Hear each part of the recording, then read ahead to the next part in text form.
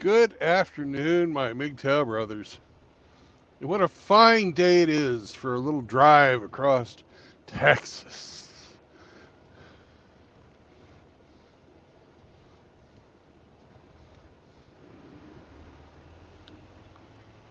Because Texas has a whorehouse in it. God have mercy on our souls. Well, the internet has a hamster in it. God have mercy on our souls. And hamster is streaming. But we're not going to watch it because I'm driving. I finally fucking figured out what to do with me so I can fulfill this fucking contract that they made and then didn't give me the tools to fucking fulfill. Yay! Proper prior planning prevents piss poor performance. Woof woof.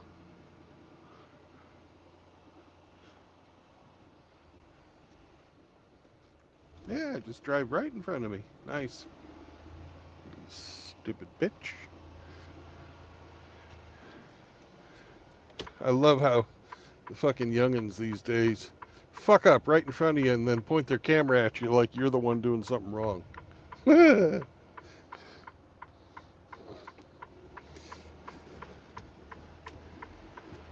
I got a camera too. In fact, I've got two of them going.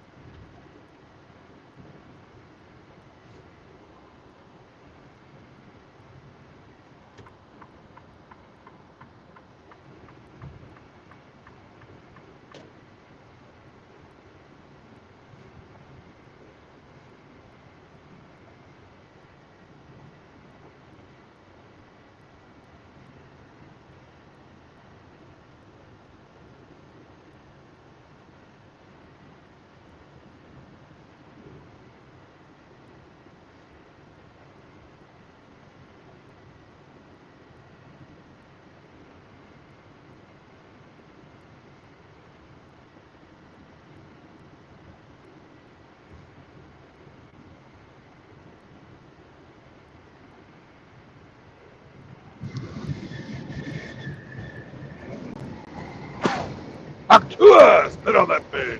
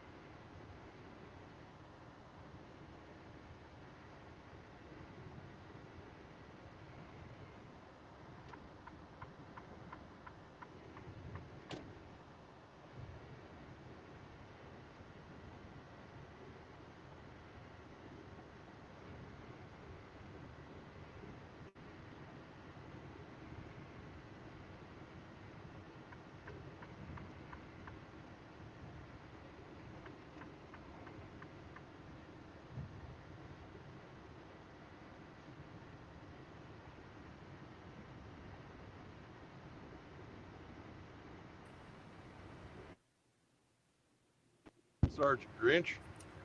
Good afternoon, sir. How are you? I am not hearing you. How about now? I've got to fuck with my. It's probably me. There we go. My fucking phone is a nanny sometimes, and it tells me that I have been listening at too high of a volume. Hmm. Yeah, I had to come home after 3 hours in the sun. Yeah, I'm roasted. Even though our chairs have canopies right. to keep you out of this direct sun, when I got into my truck, the temperature in the parking lot said 107. Yeah. I had to come home. But Well, that's the direct sunlight. Sitting out there and that stuff is. yeah, we were sitting on an astroturf field. Yeah. So it's nothing but concrete and plastic grass. Yeah. Half the bikers were already gone. After doing a nice long bike ride in the morning, they probably didn't want to be in the sun all day either. No. Well, I hope you raised enough money for that guy's family. Well, we donated, I think, 150, Right. just us. So, you know,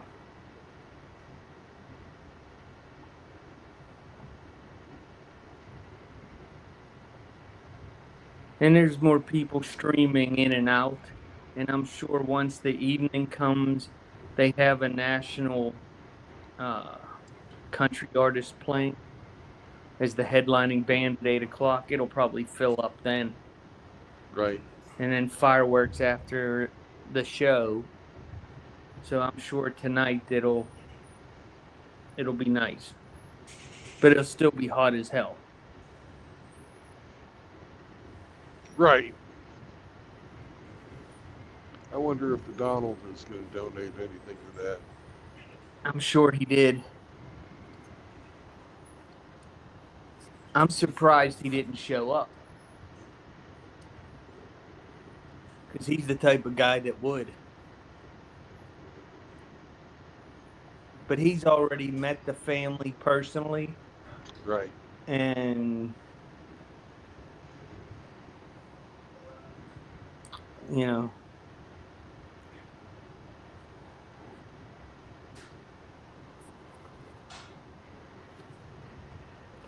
the when the wife came out with the two daughters and was talking to the crowd,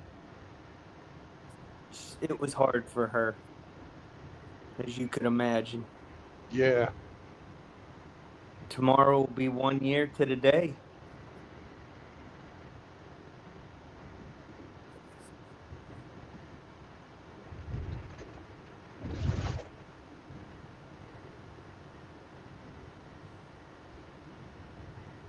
The one thing I have learned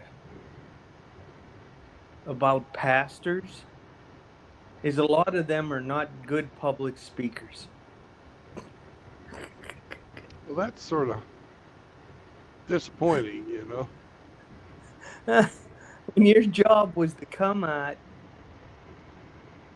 give an invocation, and say a few words because you were the family's pastor, Right. and you're hemming and hawing and umming, come on, man. You got to do better. You got to do better.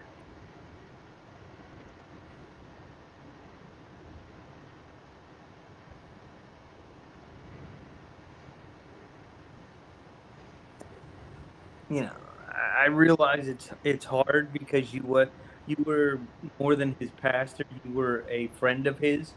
You used Right. to ride motorcycles together and do family things together.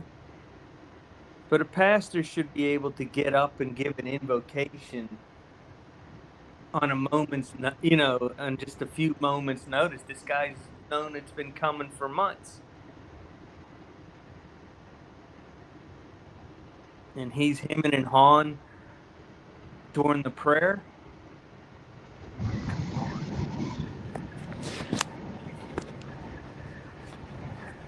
Well, No.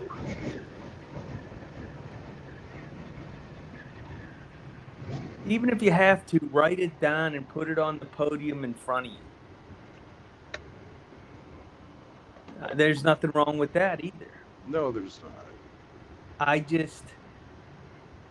just do not like when public speakers don't do it well.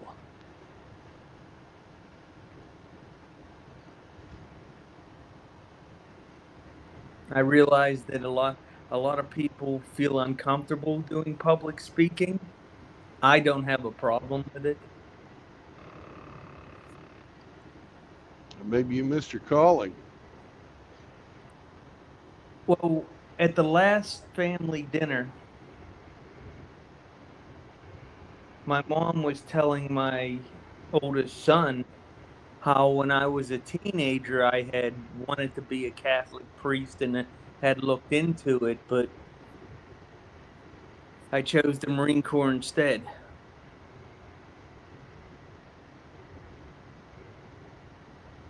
Yeah, I seriously wanted to do it, and then later on, I looked into becoming a deacon, and it just wasn't in the cards. Yeah. To become a deacon in the Catholic Church, you have to have a 4-year degree. Doesn't say what the 4-year degree is, but you have to have one. Oh, you could have used your degree in women's studies, right? Hmm. Uh, I have a degree in cleaning firearms. I've never met a gun I didn't have to clean. Well, I've been studying women since I was about 12. So, And none of us still know what the hell we're doing. yeah, I just decided it's time not to even think about how they think about stuff. It's just more along the lines of enjoy the curves. Yeah, GMC, fuck off. I hate it when people, you see you put your blinker on and then punch it so that you get fucking cut off. Mm, I You're a wasn't fucking what. douche, aren't you? And now he pulls over in the right lane and Yeah, slows down. so I can't fucking get over.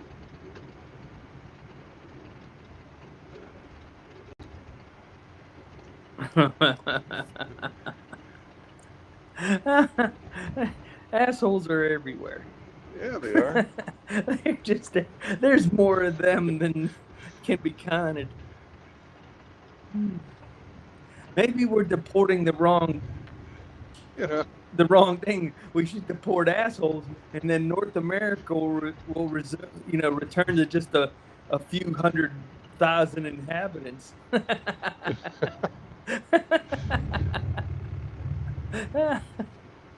Well, all the French-speaking Canadians would automatically have to be deported out of North America, Oh yeah. and they can take their little Indian friends with them, all their little cheek friends.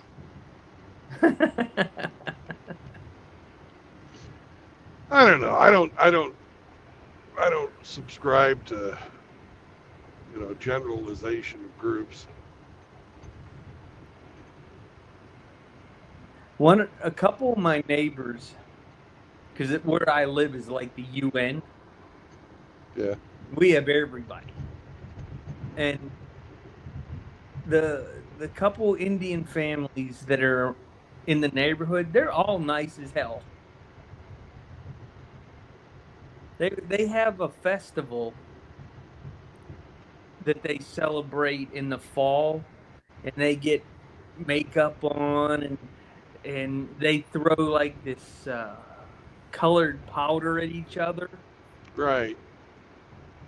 And they were explaining it to me, and I'm just looking at my wife like,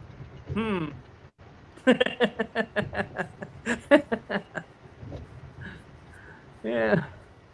She'd probably end up putting a brick in my bag of powder. And hit me with a brick. Oh man. I could see how that would let you let off some steam to your family members. Yeah.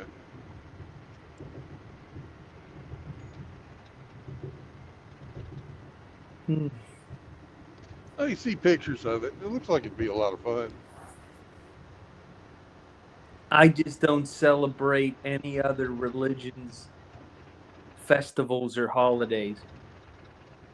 I don't blame you there, but a holiday where you get to throw shit at each other?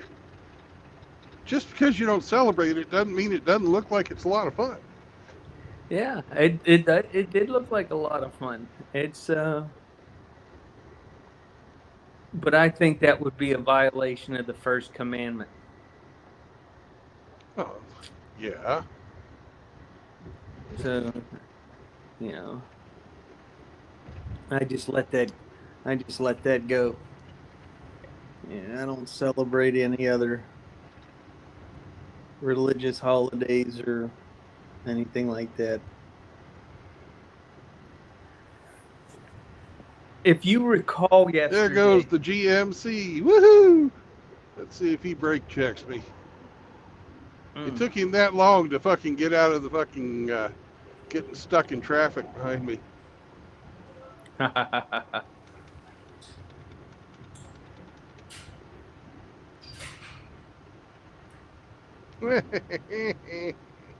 is he still behind you?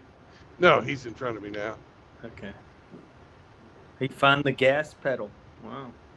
Well, he got stuck because he pulled that maneuver where he pulled off to the left. Mm-hmm.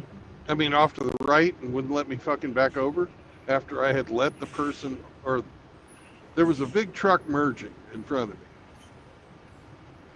And I wanted to get over so that I didn't have to slow down to 40 or whatever speed he was going when he fucking got to the highway. Right? And Mm-hmm. there was some room between the car in front and the white GMC behind me. So I fucking put on my blinkers and moved over. But as soon as I put my blinkers on, I could see this motherfucker punch it so as to close the gap up and not let me over. I went over anyways, because I'm kind of a bully.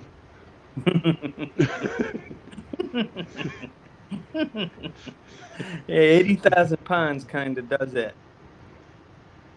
And, well, he didn't like that.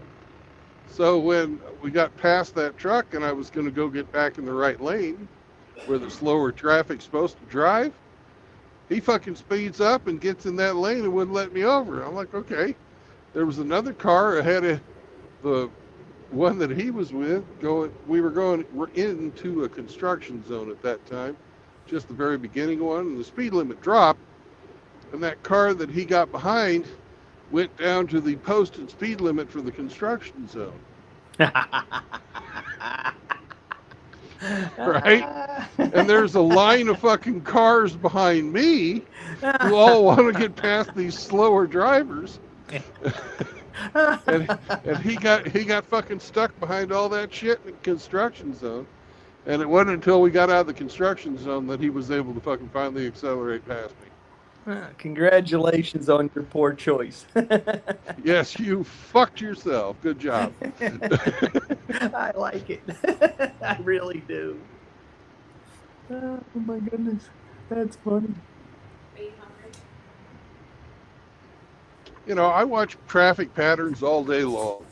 I know pretty much what people are going to do. It's only when they start driving erratically that I get.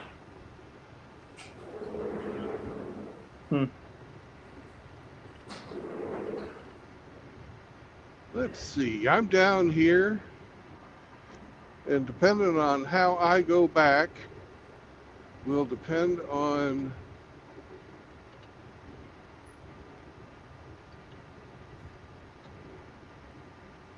I think I'm going to call up MGTOW Smurf. Ooh, nice. Go Yeah, see the Smurf. let me I'll be back in just a minute. Yes, sir. Let me check the chat. See what's going on. Arviro, good to see you, brother. Cybertoxin's Ghost is here. Ian Blades. Tom Laundry. Great to see all you guys.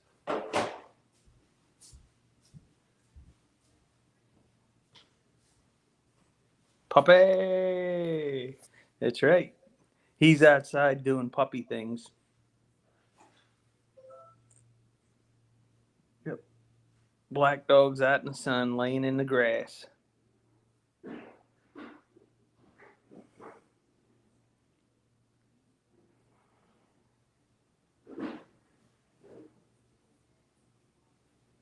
No, I'm not hungry. I had a pulled pork sandwich with coleslaw at the fundraiser today.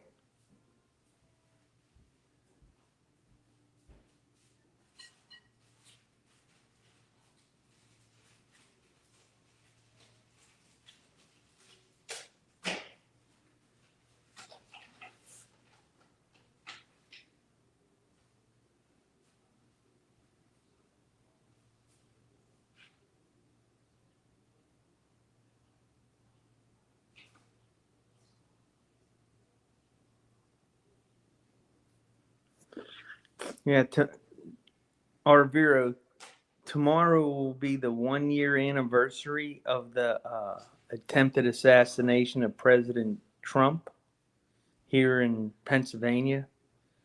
And the man that was killed, Corey,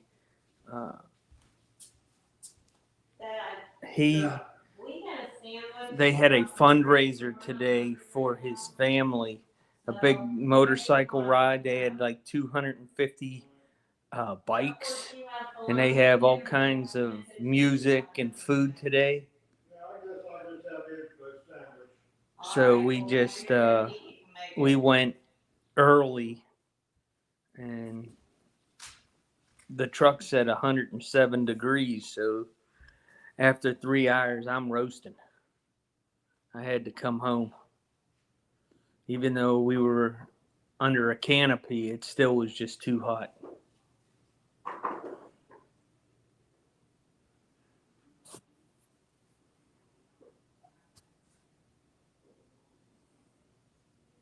You know, once those western provinces secede from Canada and join the United States, in the summertime, I'll be able to move up there for some cooler weather. Go hang out with Dak on the lake.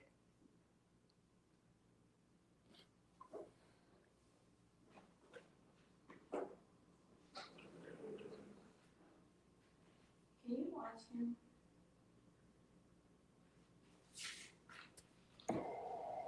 Well, he's laying out in the sun. I'll go sit outside on the deck. Yeah, because you. Never mind. Oh. Okay.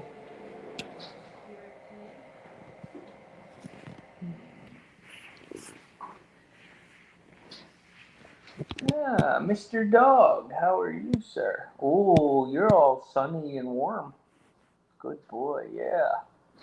I know that feels good for a couple minutes. Yeah. Puppy.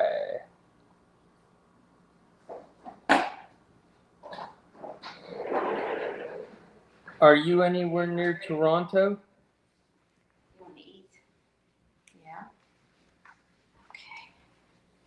You can come back downstairs. Or are you further north towards Ottawa?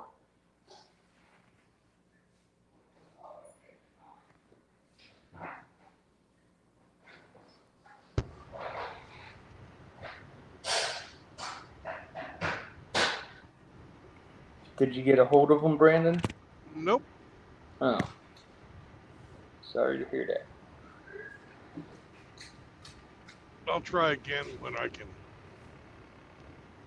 I'm stopped and I can be a little bit more typey versus cally. Well, he's probably messing around with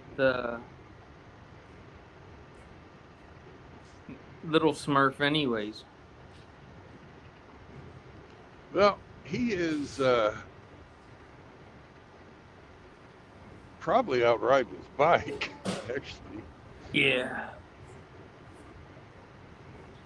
There's probably some nice riding around that area once you get out of the city. Yeah. Well, he doesn't live in the city, so.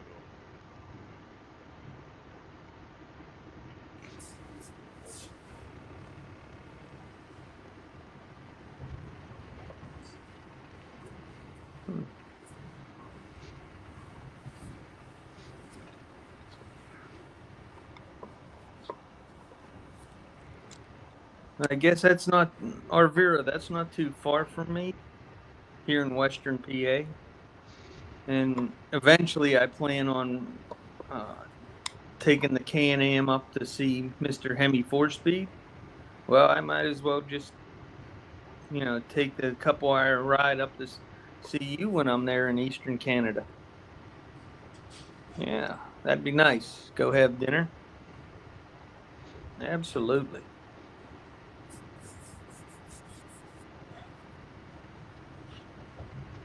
One of the things we were talking about was having a MGTOW meetup at Niagara Falls. Ooh. And that would take care of a lot of the East Coast brothers. And if we did it on the Canada side, that would take care of quite a few of our Canadian friends. Absolutely. Yeah, I think Niagara Falls is 5 hours from me, so it's not that far.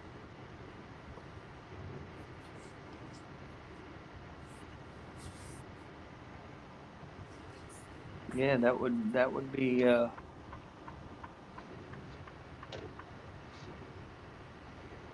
Go rent a house again and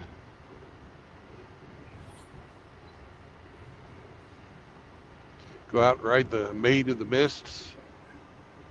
Oh, I haven't done that since I was like 13 years old. Yeah.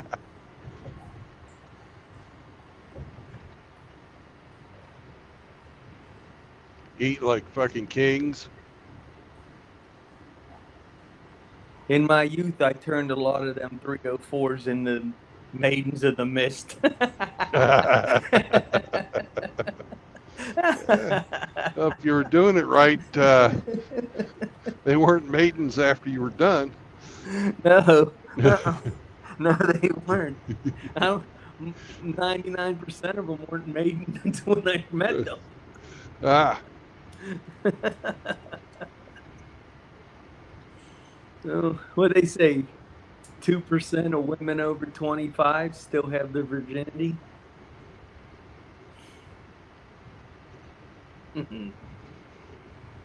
Wow. That would be a really great time because there's a lot to do in that area, a lot of good food. Oh, yeah. Now, Tourist trap to the utmost. the American side is kind of a shithole because Yes. been there, done that, but the Canadian side looks fucking absolutely gorgeous. Yeah, we would have to go to the Canadian side. Yeah, that would make it a lot easier for our Canadian friends to be able to attend.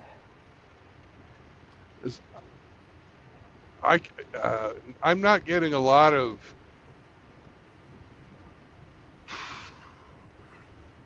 commitment to going on the helicopter hog hunt because that's what I want to fucking do. But apparently, I'm the only one who's really excited about that.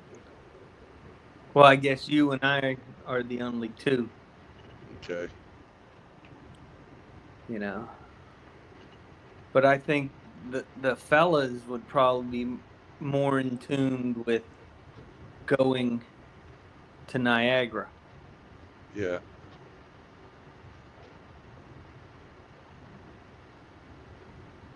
Have to get some of the brothers a place where they can lock up their pew-pews on the way across the border, myself included.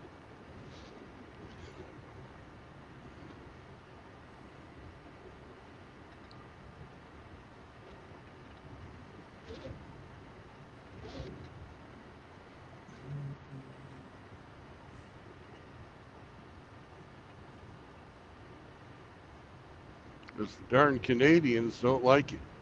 The Second Amendment for some reason.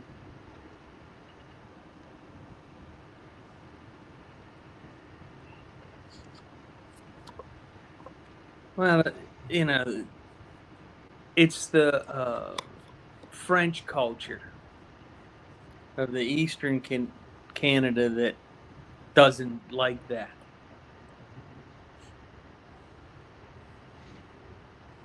You know, because as soon as you give the population guillotines or firearms, they're ready to have a revolution.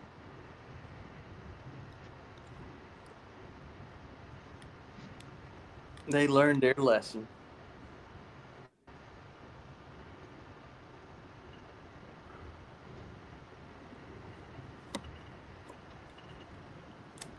Oh my goodness. Excuse me. That sun just took a lot out of me. It wouldn't have been so bad had I been out on the Can-Am, because you get that wind of 50 miles an hour blowing on you all the time.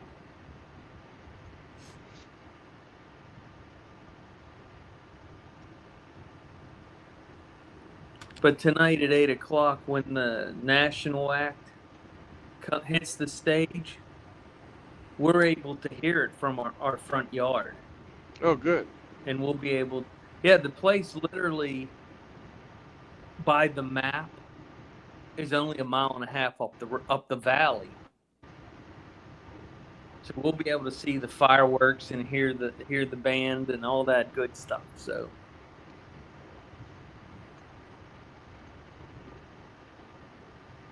Arviro said, "Wait, what? I'm French and I own pew-pews."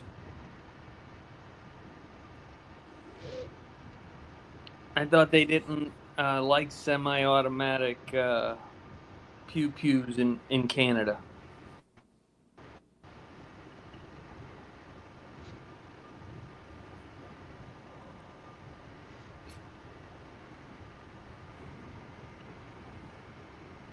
No, Trudeau doesn't. Neither does Carney.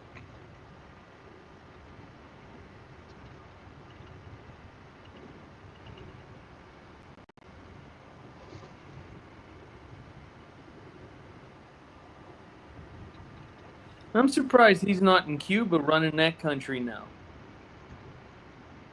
Do you think Taking he over actually from Daddy. ran Canada? Yeah. I'm pretty sure he didn't run Canada either. Ran it into the ground.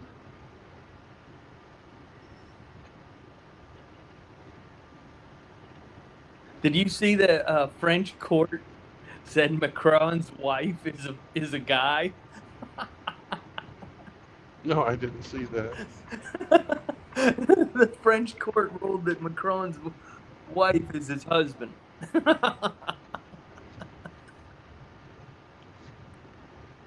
Unless that's just an internet spoof, I don't know. But there were a couple websites talking about it. I'm guessing that's a spoof. Now there has been quite a bit of speculation along those lines because he has very big hands, and he also gets aggressive with Macron. Remember the face push earlier this year? No, I didn't see that one. Just do a image search on YouTube for Macron airplane face push. I like when they do all those spoof pictures of Big Mike. Well, there's a And he, lot of stuff out there of Big Mike where it's not fucking spoof. and he's got like a 15-inch cannon. and there's Barry standing next to him with a big shit-eating grin, walking crooked.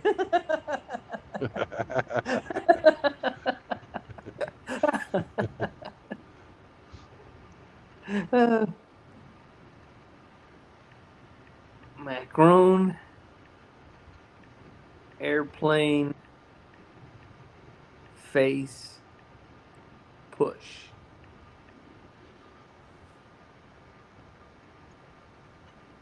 Oh, this got to be funny.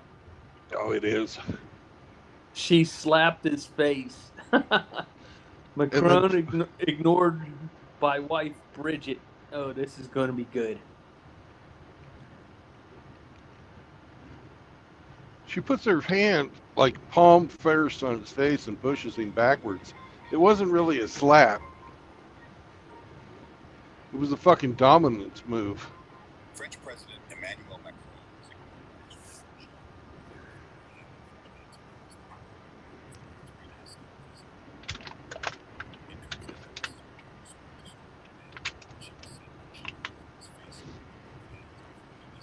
Oh, boy, that's embarrassing. Yeah. Oh well, couldn't happen to a nicer guy.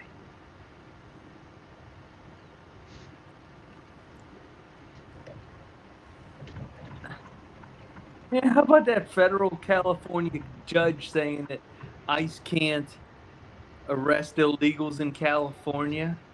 But the Well, Supreme Court already said that he has the green light. How can yeah. that happen? Well, what the Supreme Court said was that the judges don't have nationwide authority. So this guy is just doing the very same thing, but only for his district. But that wasn't the immigration case. The immigration case, the SCOTUS written by Chief Justice Roberts authorized them the use of federal agents to remove illegal aliens because it's within the executive's power. A judge can't take away the executive's authority to enforce law. That's an Article 2 power. I agree. And on top of all that, as long as you give them their day in court, they're getting due process. And Congress set up Article 2 courts to handle immigration. So Article 3 judges technically have no standing in immigration law. I agree with you. It even says in the immigration law or statutes written by Congress that Article 3 judges cannot review Article 2 judges. So they need to just go in with the U.S. Marshals, arrest this judge, and put him up for trial, but remove him from the bench while he's being prosecuted for overstepping his authority, because that is a crime, because he is no longer in good standing to his oath of office.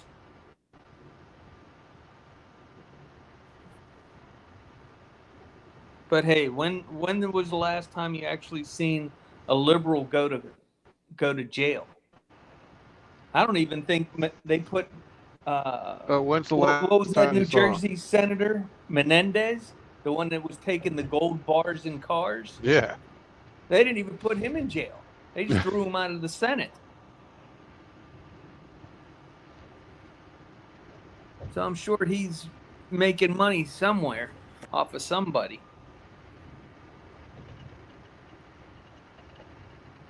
Did you see the article that said the USAID gave China thousands of um, what's the term? Samples of microbes and biological stuff so they could study it? Why would we give that to China? That makes no sense. No, I did not see that. Yeah, that. Who was that? Let me. It was that's one of my favorites. Um,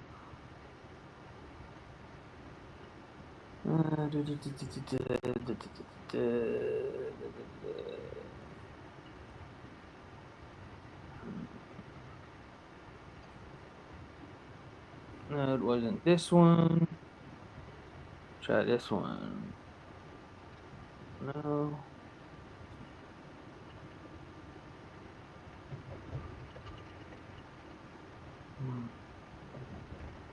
Was it this one?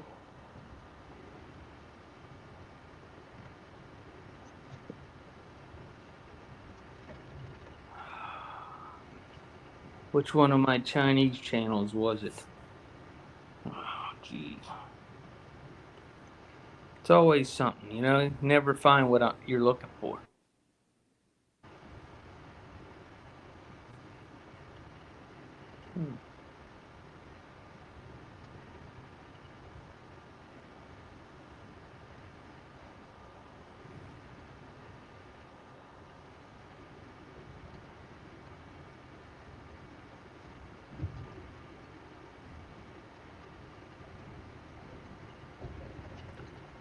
I was watching a video today of a single mother taking her 14-year-old daughter with a suitcase packed with clothes to a homeless shelter. Dropped her off and said, "Good luck." How bad of a person do you have to be that your mom Fuck. drops you off at a homeless shelter?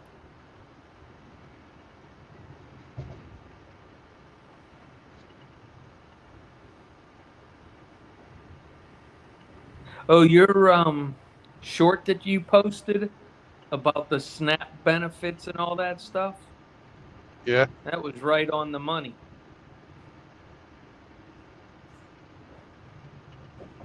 Yeah, that was right on the money.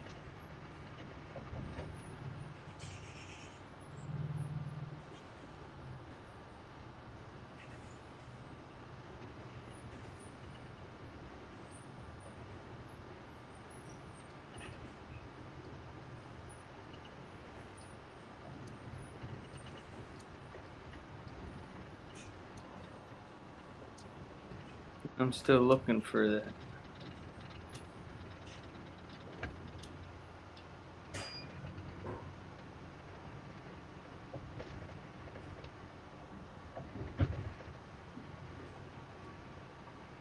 Hmm.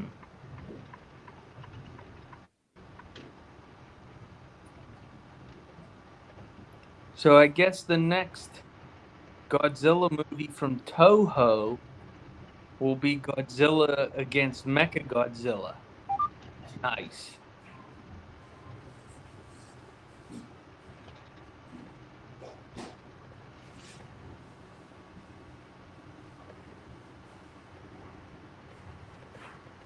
Oh, there. Minivan? The fuck? Did they remove your testicles?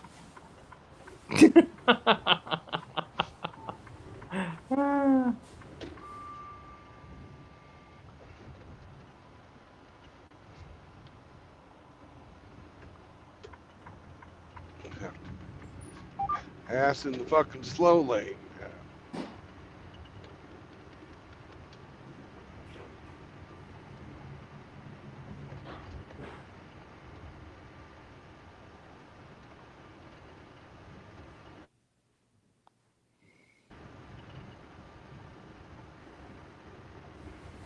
I guess Pam and Dan Bongino really went at it. From what I've been reading on the news sites. Well, they should have known he wasn't going to just fucking bend over and let them do this shit. He's been railing against this, and I'm surprised Kash Patel's going along with it either. Well, from the last story I read, Cash is on Dan's side. As well he should be, after everything he's said in the past.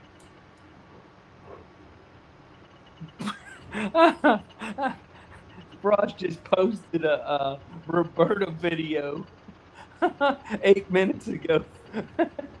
you gay ass ninja, and it's got a big black corn cob, we'll call it, getting stuck into Roberta's throat.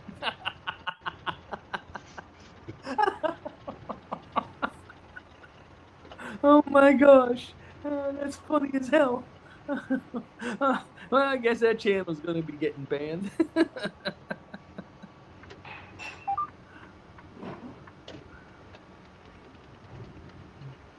Oh my goodness. That is too funny.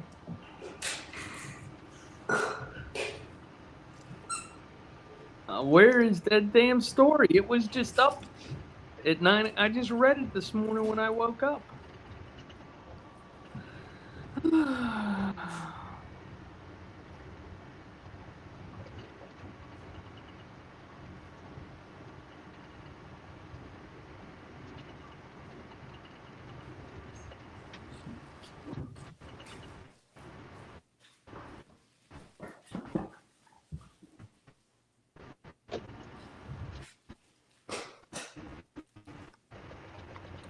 Oh, here's some good news from the Modern King channel. I don't know if you've ever seen it. Oh, yeah, I love that channel. The head coach of the Miami Heat, Eric Spoelstra, was just given a contract. Yeah, if you look at Mike, yeah, they gave him waited to give him his contract until after his divorce was final. Yeah, that's hardcore. I love it. Bitch got nothing. Well, she got half of what he made before, but she ain't gonna get half of what he's fucking making now. How many years was that contract? 10. Oh my gosh. I don't know. 10 he years, is a I good think. coach, though.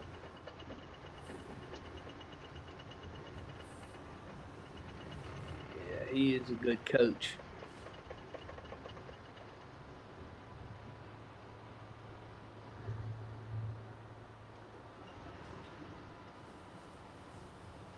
Guys, don't slow down to let people on.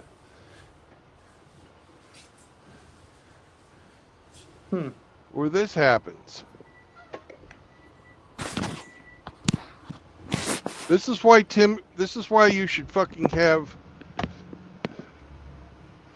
the, there should be a timid fucking test when you get your driver's license. If you're too timid of a person, you shouldn't be allowed to have a license. I was always taught that when you enter the highway, if it has the red yield, you're supposed to stop anyways.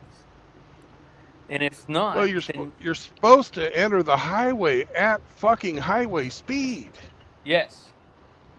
But a lot of the highways here in Western PA will have the red triangular yield sign at the bottom of them. That's So nationwide.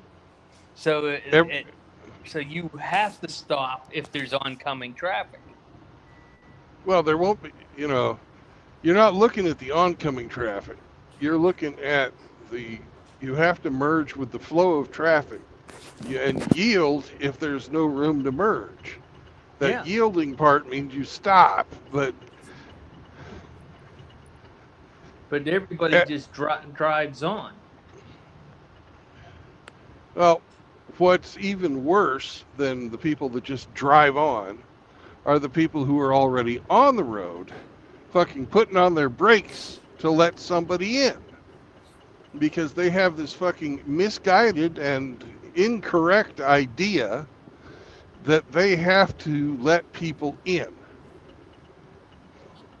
No, you're already in the lane of travel. You're supposed to maintain your speed.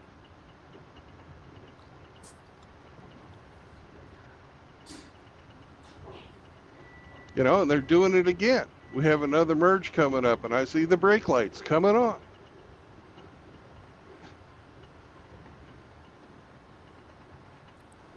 You Now, must this, be in Houston. yes, I am.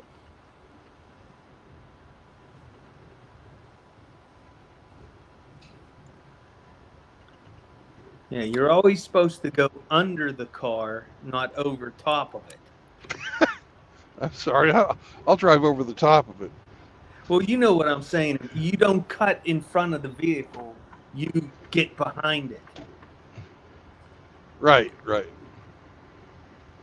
Yeah, you don't.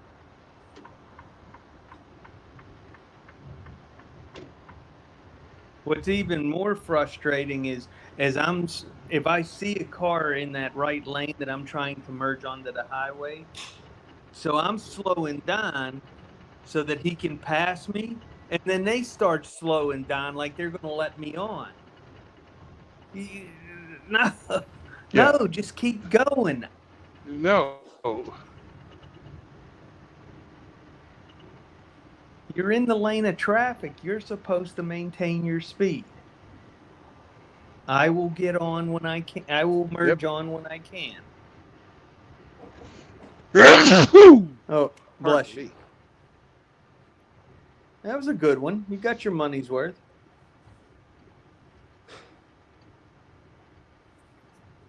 Must be allergic to Houston. Well, it's a huge fucking city in the. Say hi to Jonathan E for me. Don't know him. Rollerball? The movie Rollerball? It's been so long since I saw that. I don't know. Are you going into the bedroom? Is it Mr. Zeke? Come on, baby. Let's go in the bedroom. Come on. Come on this way. Come on. Good boy.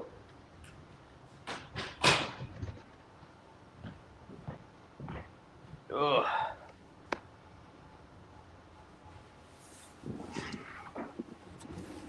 Yeah, it was a hot one today.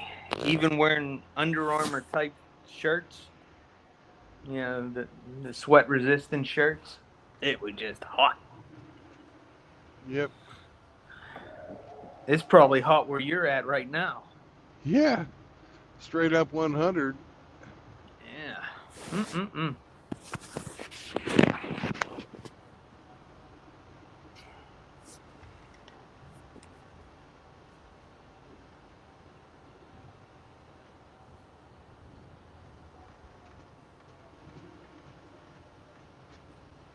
It's 88 right now at my house.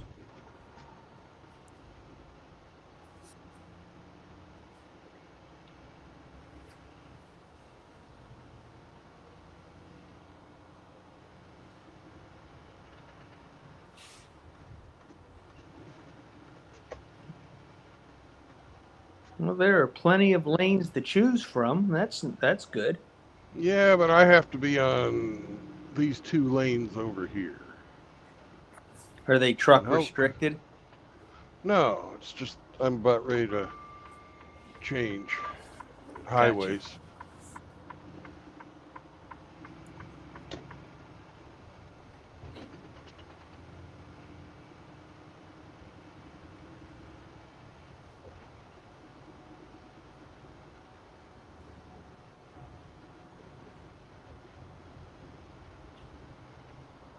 Yeah, there's not enough room for you. There you go. Oh, look Then, at that. Oh, then that's the a fucking it's always the fucking Nissans. I'm telling you, man.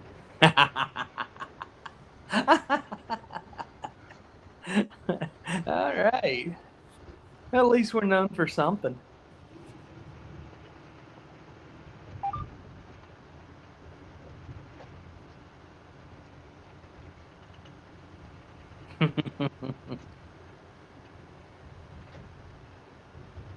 And now we're on the toll road, and the traffic lightens up.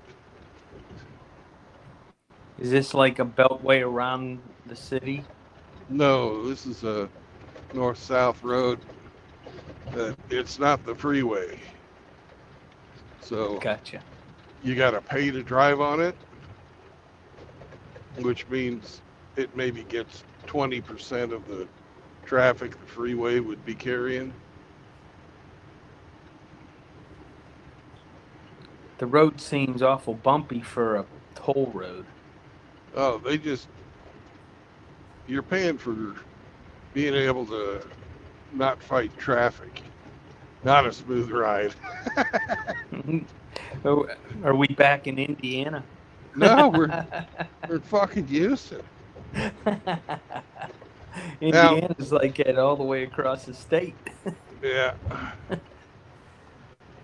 Texas has some really crap roads.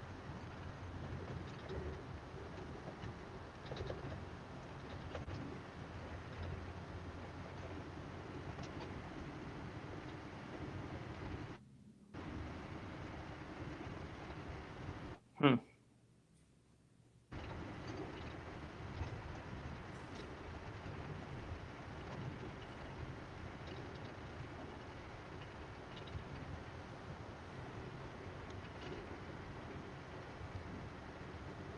Highway 75 going out of Texas up to Oklahoma is one of the worst roads I've ever driven on.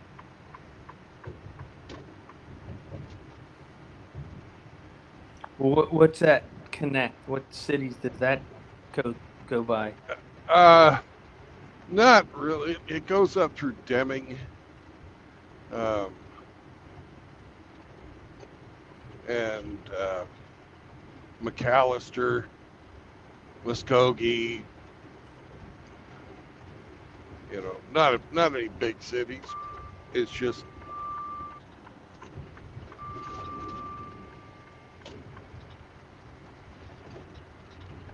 a good way to get to Highway 44.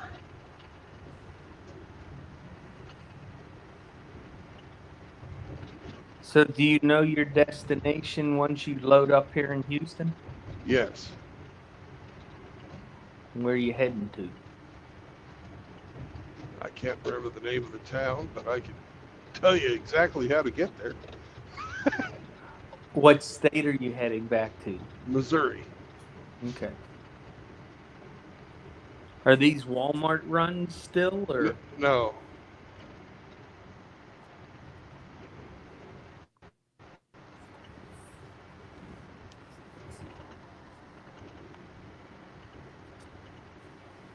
I agree with you there, Adrian Blance. PA roads are absolute garbage.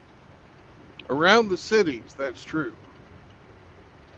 Except around Harrisburg, the state capital. Then everything's pristine in that county. Well, I got one place that knows how to fucking do it. Tom Laundry says everything's big in Texas, even the potholes. Yeah.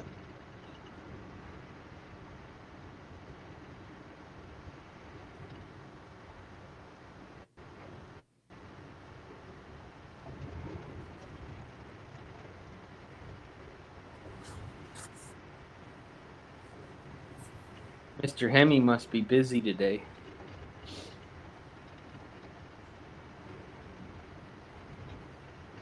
I think he said he was going to the lake house. His parents have a lake house, and his ex-wife lives on a little lake. So if he's got the youngest ones, I think he was talking about taking them up to his mom.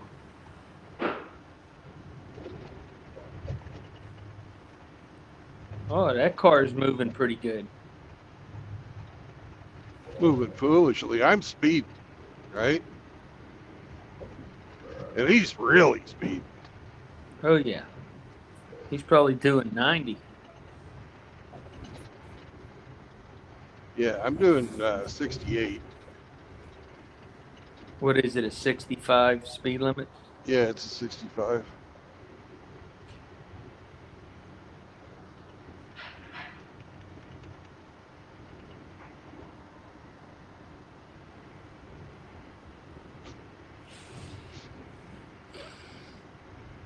I always enjoyed driving in southern Florida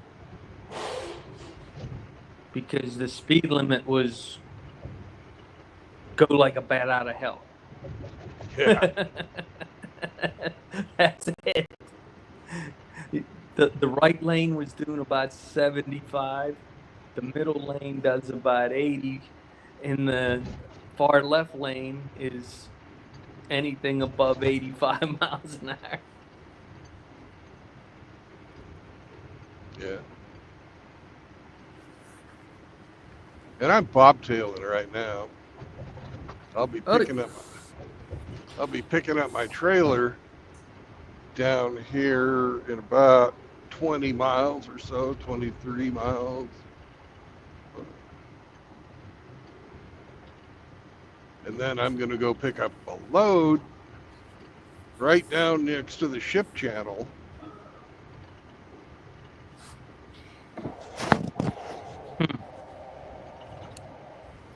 Adrian Bland said, "You can always tell when you cross into another state, the thumping stops, leaving Pennsylvania." Yeah. And our Vero said, "Same here between counties."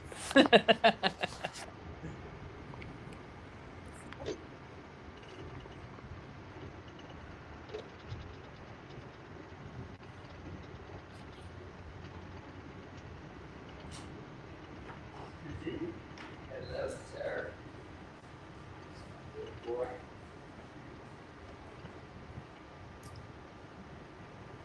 That's a good boy.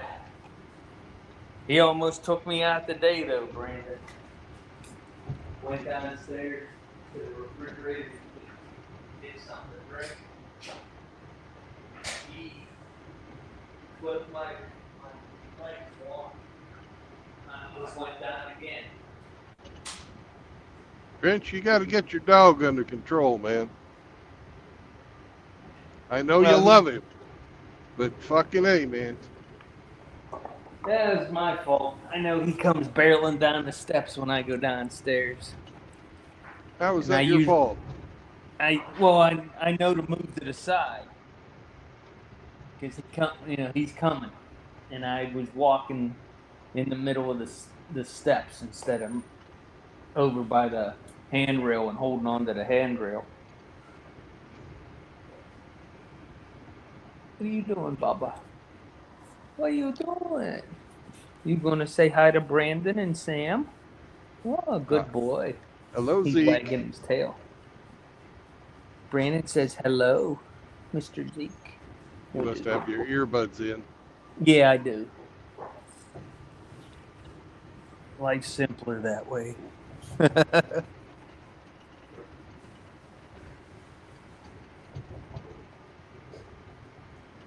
He's a good boy. Yeah, he's a good boy. Ooh, I know you like that. Itchy, scratchy behind the ears. Yeah. I take care of it, boy.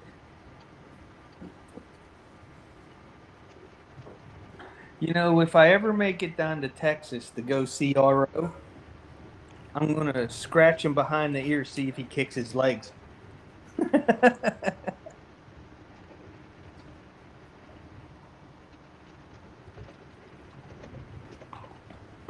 Good boy. That's my big man. Ooh, big man.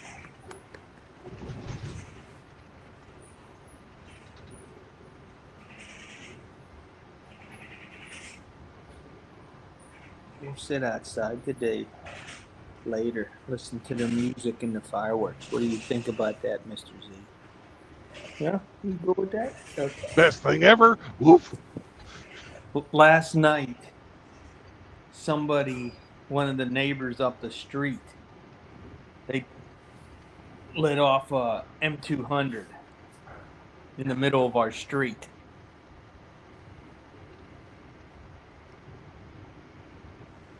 Not happy about that. Caught it on the Ring camera.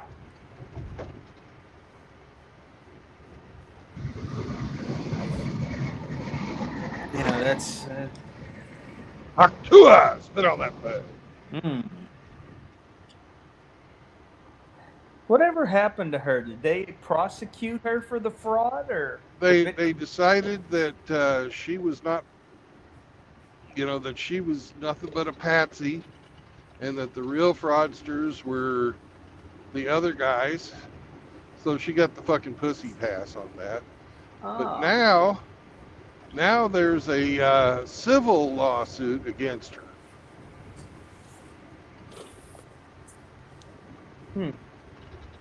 And she'll be broke by the end of the year. She'll be back to doing the Haktua thing for cash, huh? Yeah. Fucking being a waitress and sucking dicks.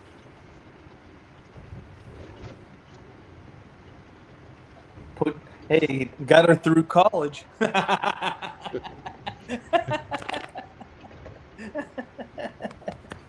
Hell, who knows? If she sucks the right dick, she can run for Congress, just like Alexandria Ocasio-Cortez. You could even end up vice president. True, very true. Like Heels Up Harris. Yeah. All you got to do is introduce her to Willie Brown. But wasn't she a fucking nasty piece of work when it was time to get rid of Joe? Fucking, as soon as she knew that she could do it without any pushback. Yeah. Bam! The long knives came out. I still don't know how that ever happened because nobody ever voted for her in the primary to run for the party's nomination. I don't even know how that was legal, but those organizations, the DNC and the RNC, are private organizations. They have absolutely nothing to do with the federal government other than taking tax money.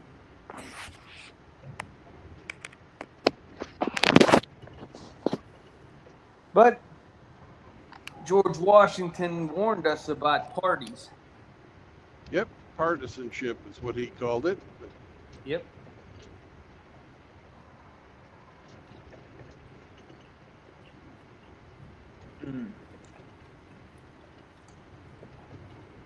I must not have got all the Coke off my leg. I opened up a Coke when a bottle of Coke when I was at the concert, and it fizzed over and went all over my legs, and I had to go clean it off. Well, Mr. Zeke just must have found some remnants on my leg.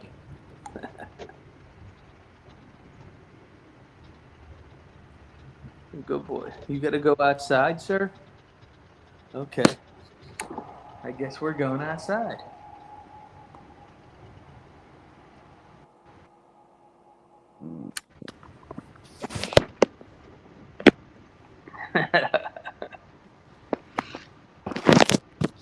Yes, sir. I'm coming. Ooh, it's a big boy.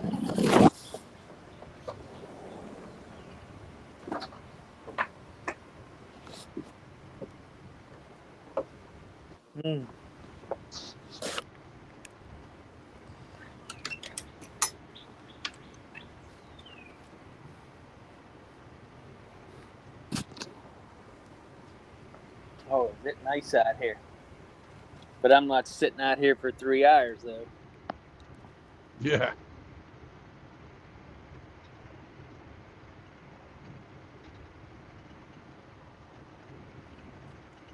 Today would be an excellent day to go for a ride, but I'm not putting on boots and jeans and long sleeve shirt.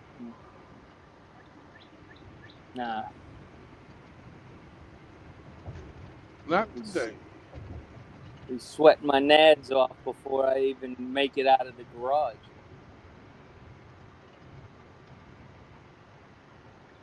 I'll let this not a Bronco pass me before I go over.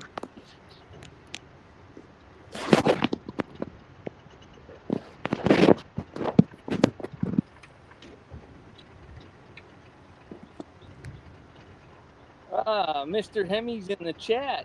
Good afternoon, sir. And he says RO recommends peanut butter, not Coke. And he'll lick your leg. Do more than lick that leg. Goodness.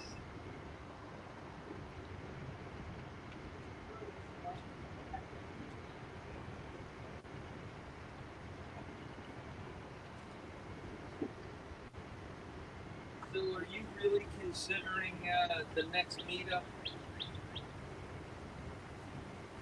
there at the falls? There's a lot of talk. There's other talk about renting a boat and going out deep sea fishing.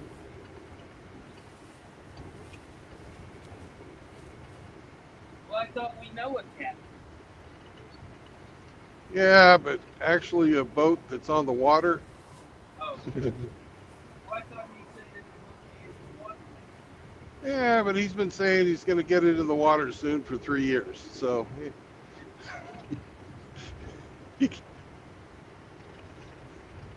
I would love it if it was Rusty's boat. That would be preferable. But the chances are it won't be Rusty's boat. Yeah, really. And I have no qualms about paying regular rate, for the service. Because it's a beautiful vessel. It really is. Yeah, I've been on it.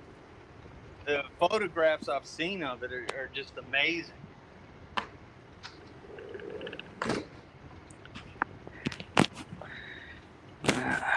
Last year when we went down there, it was pretty much the outside was looking pretty decent, but the inside needed a lot of work.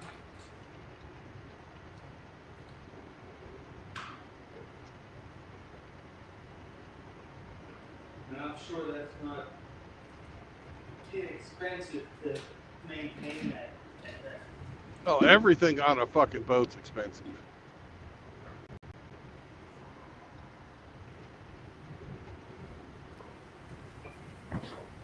Everybody I've ever known that had a boat, including my brother, all tell me the same thing. The best 2 days of owning a boat is the day you buy it and the day you sell it. Yeah. We talked about getting a pontoon boat for the river. Uh-huh. Because, we got the Allegheny, the Ohio, and the Monongahela rivers here. I'm only 3 miles from the Allegheny River. And there's a couple marinas that we could, store the boat and everything. I just don't know if I want to do all that work. Grinch, I think you should just worry about renting a boat. It's to maintain them and keep up with all the bullshit. It just, I don't see how you could do it. I don't see you having the energy levels to do it. Well, that was going to be my point. I don't know. Just like that 86 acres I keep looking at that's still for sale in the middle of Amish country. Yeah. Beautiful. Oh my gosh. I want to ride up and actually see it. But who would I leave it to? I have no one to leave it to.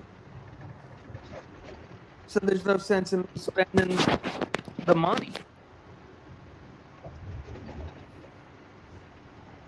You know, that's my biggest problem with everything. I my youngest son doesn't speak to me. My eldest son doesn't do doesn't hunt, doesn't fish, doesn't camp, doesn't do anything like that. You know, he has his own set of hobbies that he likes. So, and they're usually coincide with being inside in it with air conditioning.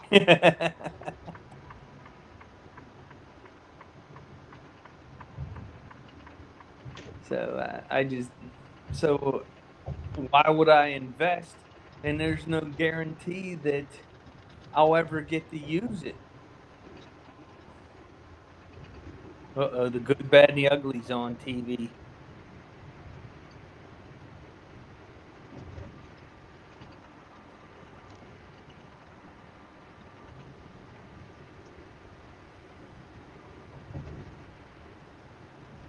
Mr. Hemi 4-Speed said, "My dart will drive again before the boat gets in the water."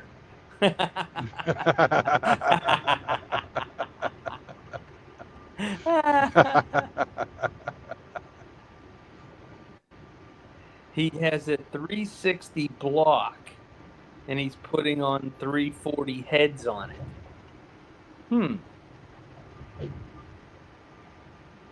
Interesting.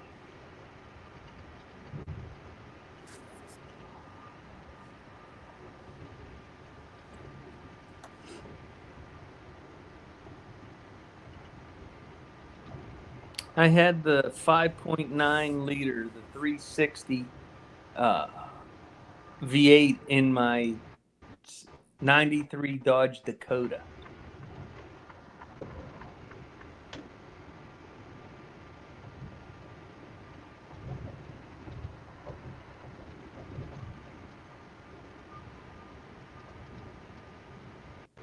Hemi said they call it the poor man's 340 stroker.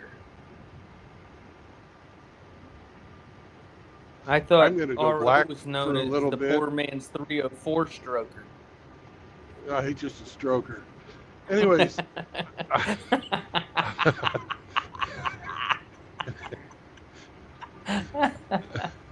Oh, gosh.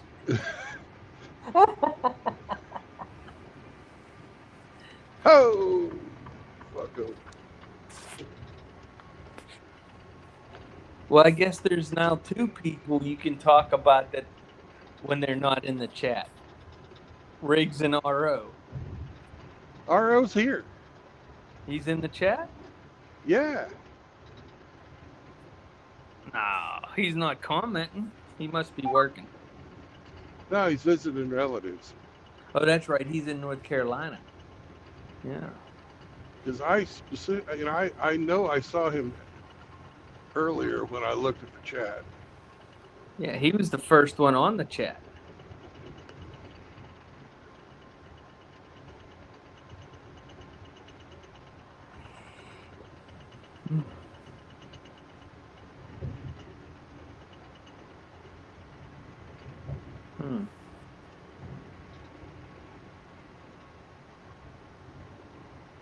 So what were you going to say about RO being a stroker? I wasn't going to say anything about that. I was just saying I'm going to go dark while I'm navigating to the company yard.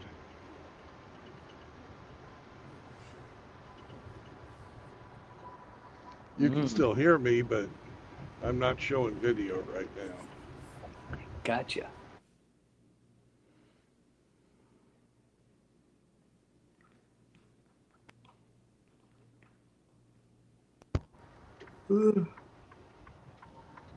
One of these times when I'm out riding the Can-Am on the back roads, I'll have to, with your permission, of course, stream so everybody could see how nice it is. It's just amazing place to ride. Okay.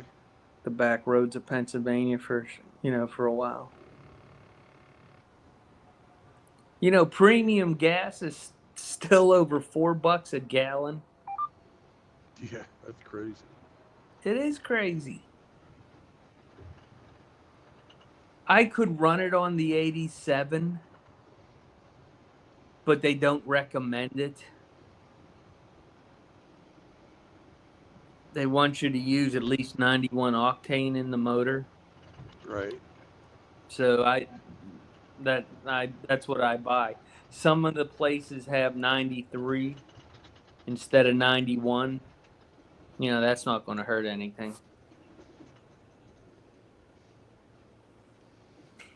Crazy meth gal talking to herself. Crazy meth gal talking to herself.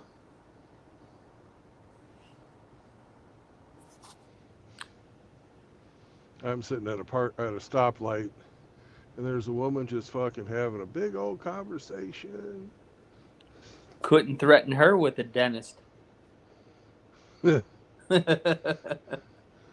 I don't think that she's tracking on the real world too much. I Good don't. for her.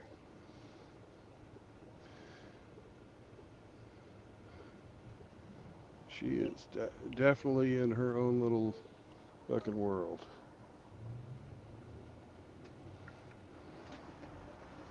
Come on, red car.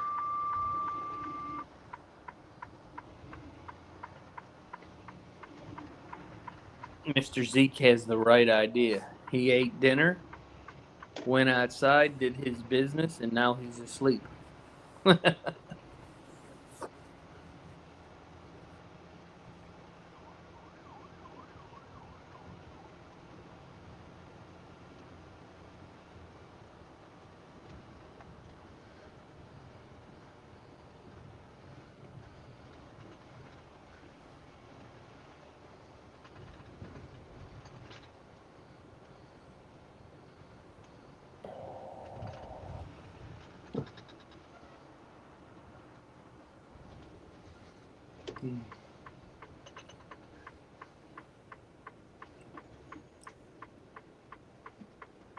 Last night, after I signed off from speaking with you and Mr. Ape, I fell asleep in my chair. Nice.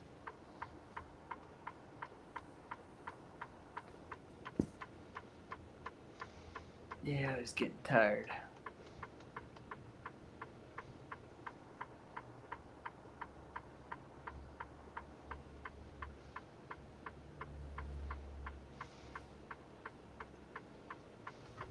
Mr. Hemi said he's a swinger.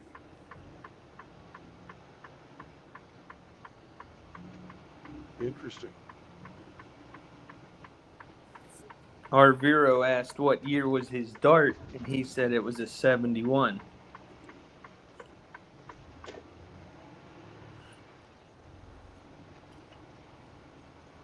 My first car was a 63 Dodge Dart GT with a slant six and push button transmission on the dashboard Yeah. with a park lever. So whenever you parked, you had to put it in neutral and pull the park lever.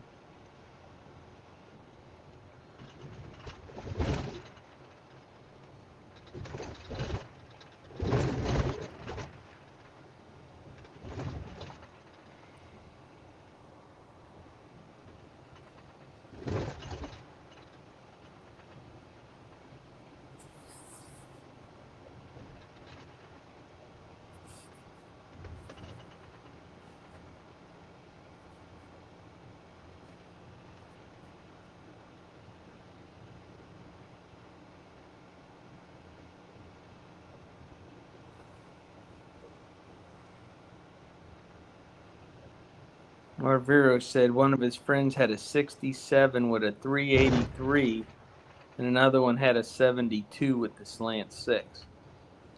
Yeah,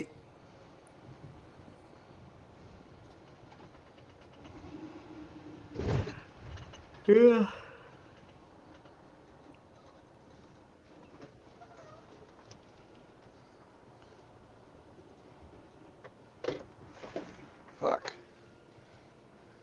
remember we had to take my motor was losing all kinds of compression and stuff. One of the cylinders was dying. And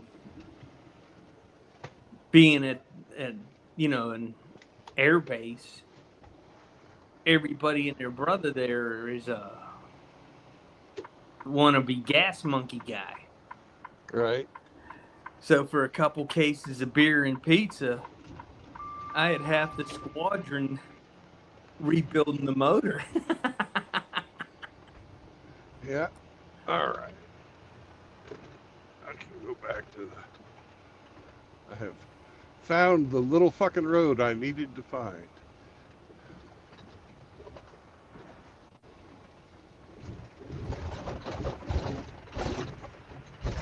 Oh, you find all the potholes too.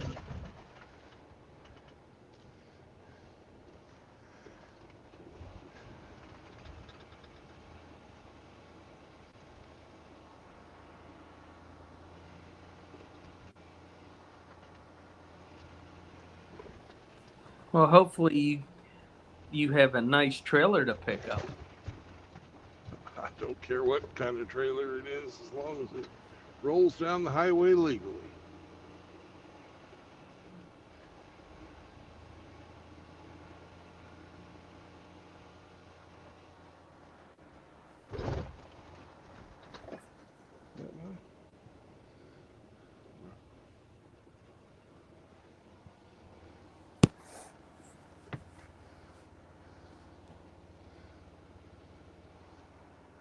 Sure looks like it's up here, not there. But that's the address.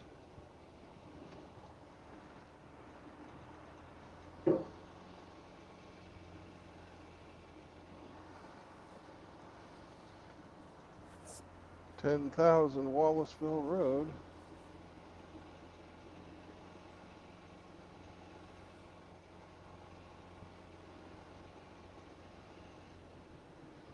This sure don't look like a way in. The fuck?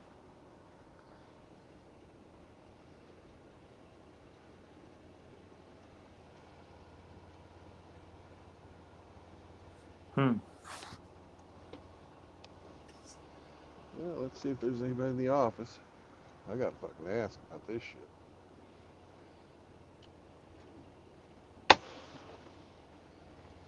Be right back. Yes, sir.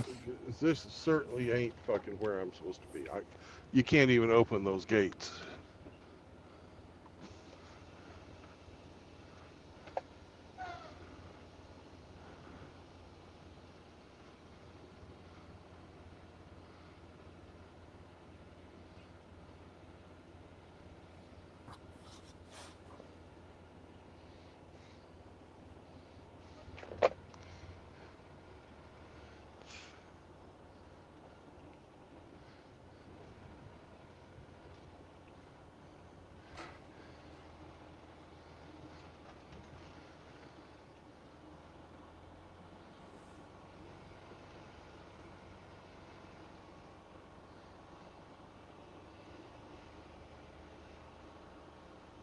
Good thing it's a piece of shit industrial road and there ain't nobody behind me.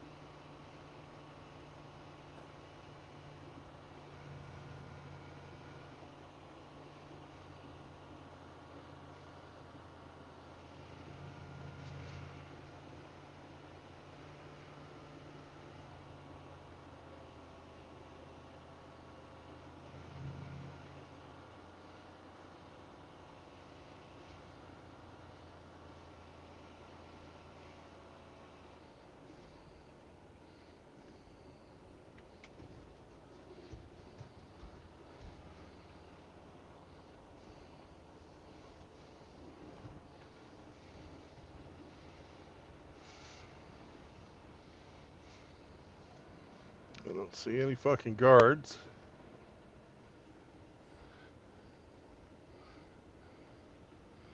Of course, I don't see anywhere to get in there either. Motherfucker.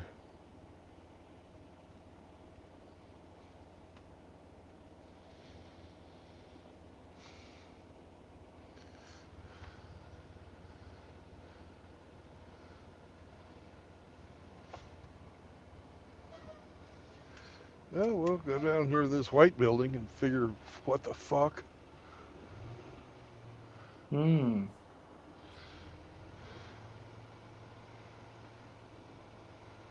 Who's telling you to back that thing up? I did. We're surrounded by a fucking truck parking lot. I just don't know how to get in. And right ahead of us, you see how it says 10,000 Wallaceville Road? That's the address I was given. There's one car, and I don't know how the hell to get in. So I'll figure it out. But first, we're going to put ourselves on break, off duty, break, and I guess. So this must be government mandated time. No, not. Just don't read anything into anything. Okay. All right. I'll be right back. No, this is Brandon not knowing where the fuck to go time.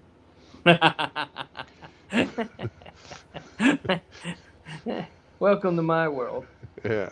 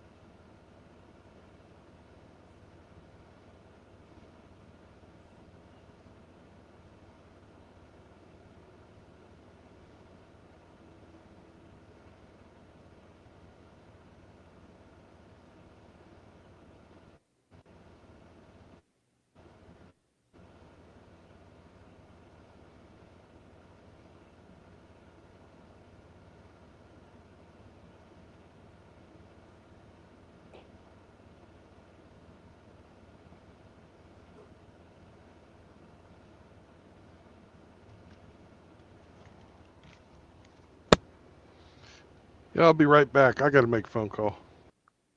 Yes, sir.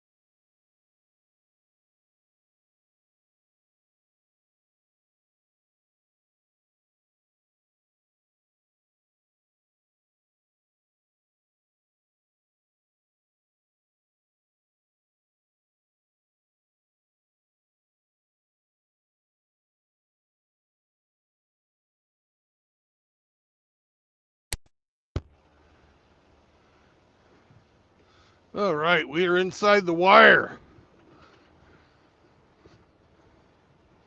Literally. All right, it's trailer hunting time. Yeah.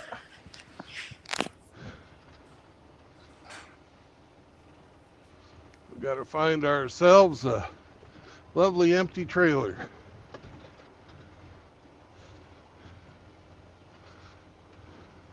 Get one that says GFY on the side.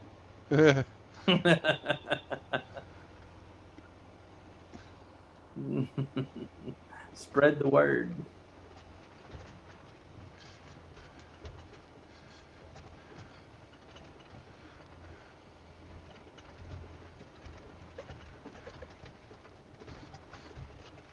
So were you close to the entrance? Yeah, it's just the they don't use that entrance, even though it looks like a really great entrance. They use one on a different street. Okay. And there's Oh, a bunch looks of PTL trailers. Okay. Do you have to get one that's unmarked? No, it has to be marked, but it also has to be empty. They're all marked.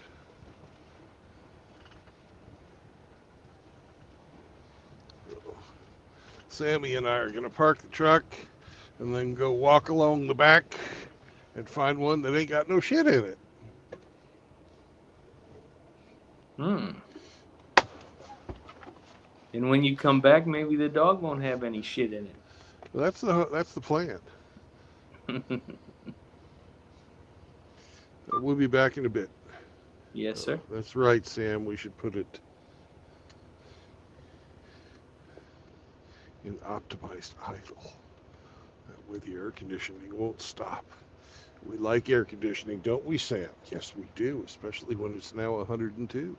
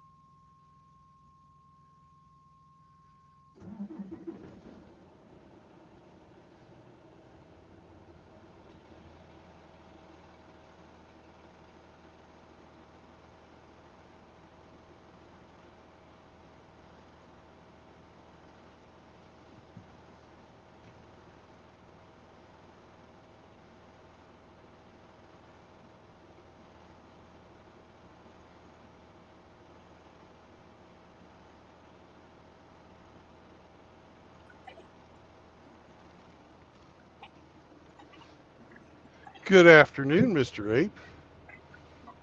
Well, where'd you finally get a job at? Well, I got a job down here in Houston, but I just now am picking up my empty trailer to go down and get loaded. So you drove to Houston bobtailed and then get an Yeah, empty trailer to go get something else? right. And I'm going to pick up in Houston and then take it back up to Missouri.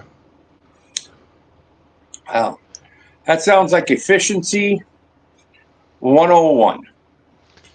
Yeah, and apparently they knew all about this drop yard last night, and I could have driven down here fucking last night, but they didn't authorize me to drive down here until I think about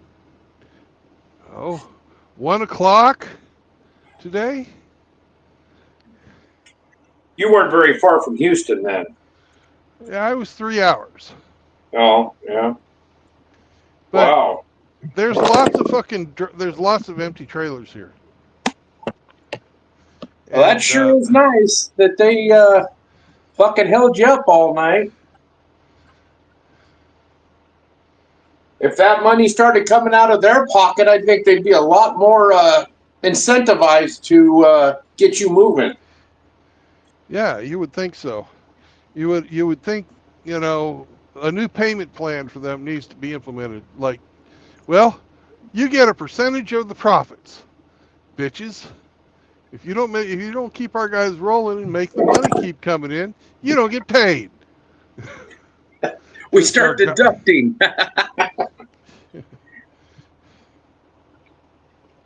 This isn't the same one you've had problems with, is it? Oh no, this is a whole new crowd. Oh. Is that one still working there? Yeah, but they moved her sideways. She's now in customer support. Oh, that's nice. So she can screw up customer complaints. Right. Greetings, Mr. Ape.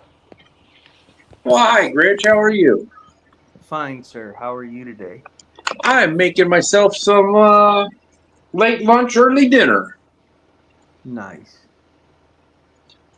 Yep, I've got a pound and a half of hamburger cooking with a full jalapeno cheddar smoked sausage and some spicy taco seasoning, and then I cooked up 2 bags of minced or riced cauliflower with mushrooms and oh crap, what else is in there? Asparagus. Mm. And then you mix it all up, and it's like one giant rice bowl. Without the rice. Without the rice. Because I do like me some rice, but it's not real conducive to the diet.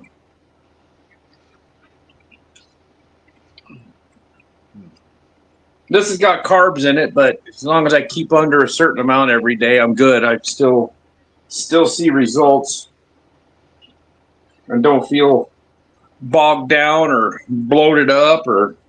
So you're oriented properly? Yeah. Yeah.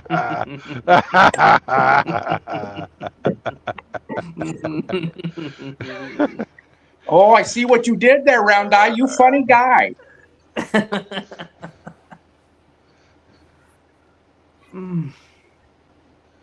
That was a dad joke there. I would say more of a sad joke. Yeah, that's true. That would be something He-Man would have joked about. Yeah. Yeah. That was definitely not a popular joke. He hasn't made a video in a couple weeks. I wonder if they put him in screw tube jail. Time out. Yeah. When did they change all the fucking menu stuff on the bottom of the screen for StreamYards? Like yesterday? Last week. Oh, really? Yes. Yeah, the mic and the camera button are different. Everything's different on the bottom. I'm afraid to touch anything because I'll fat finger it and knock myself out of the stream.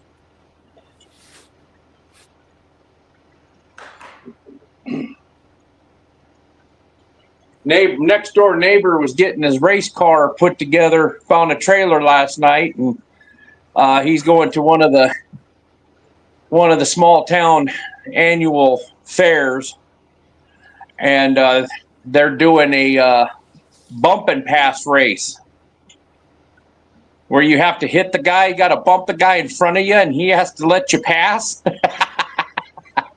It usually turns into a demolition derby.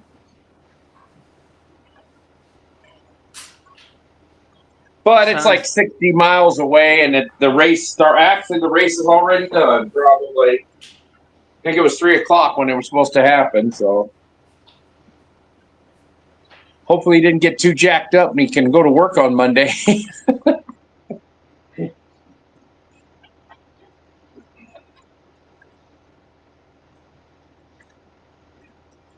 Saw one of the local ex-cons.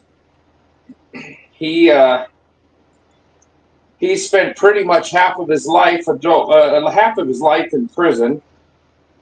He come by my house yesterday, and there was a truck down the street from me that was a work truck, has the big utility boxes and stuff on there. And I had noticed that there was 2 Milwaukee toolboxes in the back of it yesterday at noon when I drove by, and I thought, man, somebody's going to steal those.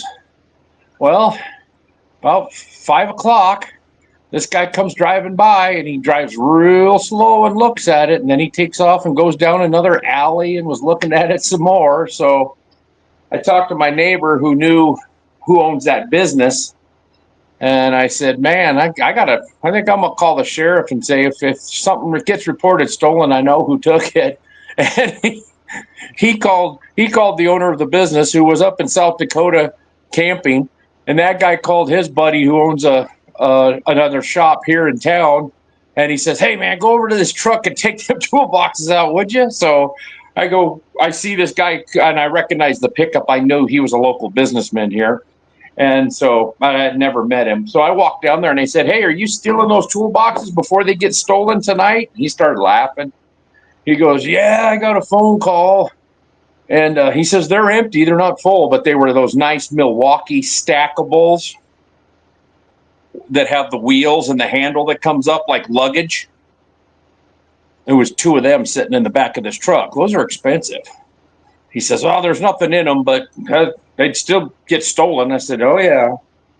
So he went and grabbed them and called that guy and says, I'm going to put them in my shop. Just come by Monday and pick them up.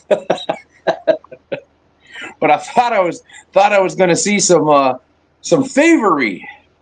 But I figured he'd wait till midnight or when it was dark, and I'm sure he was surprised when it wasn't there. Somebody had beaten him to it, stealing it.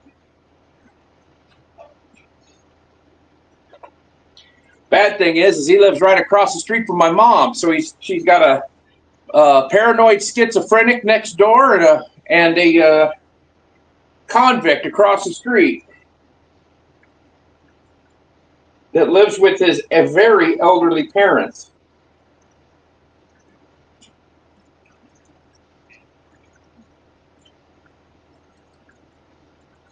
But I don't trust the guy. He creeps me out. He's a creepy fucker. So my mom can't stand him. She don't trust him either. I said, well, when you're out fucking working in the yard or whatever, put that fucking pistol in your pocket. We have constitutional carry in this state now. You don't even need a permit.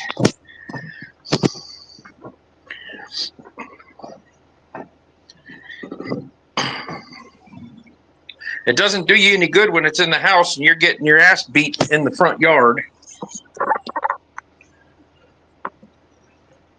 Or robbed or whatever.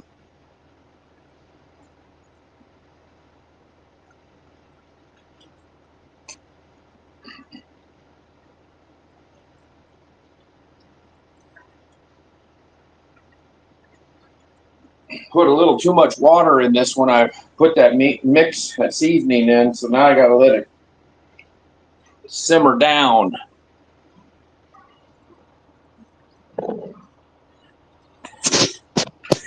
So what'd Yeah, you do today, Grid? You simmer down there, Ape. You simmer down now. I went to a fundraiser for Corey Campitor.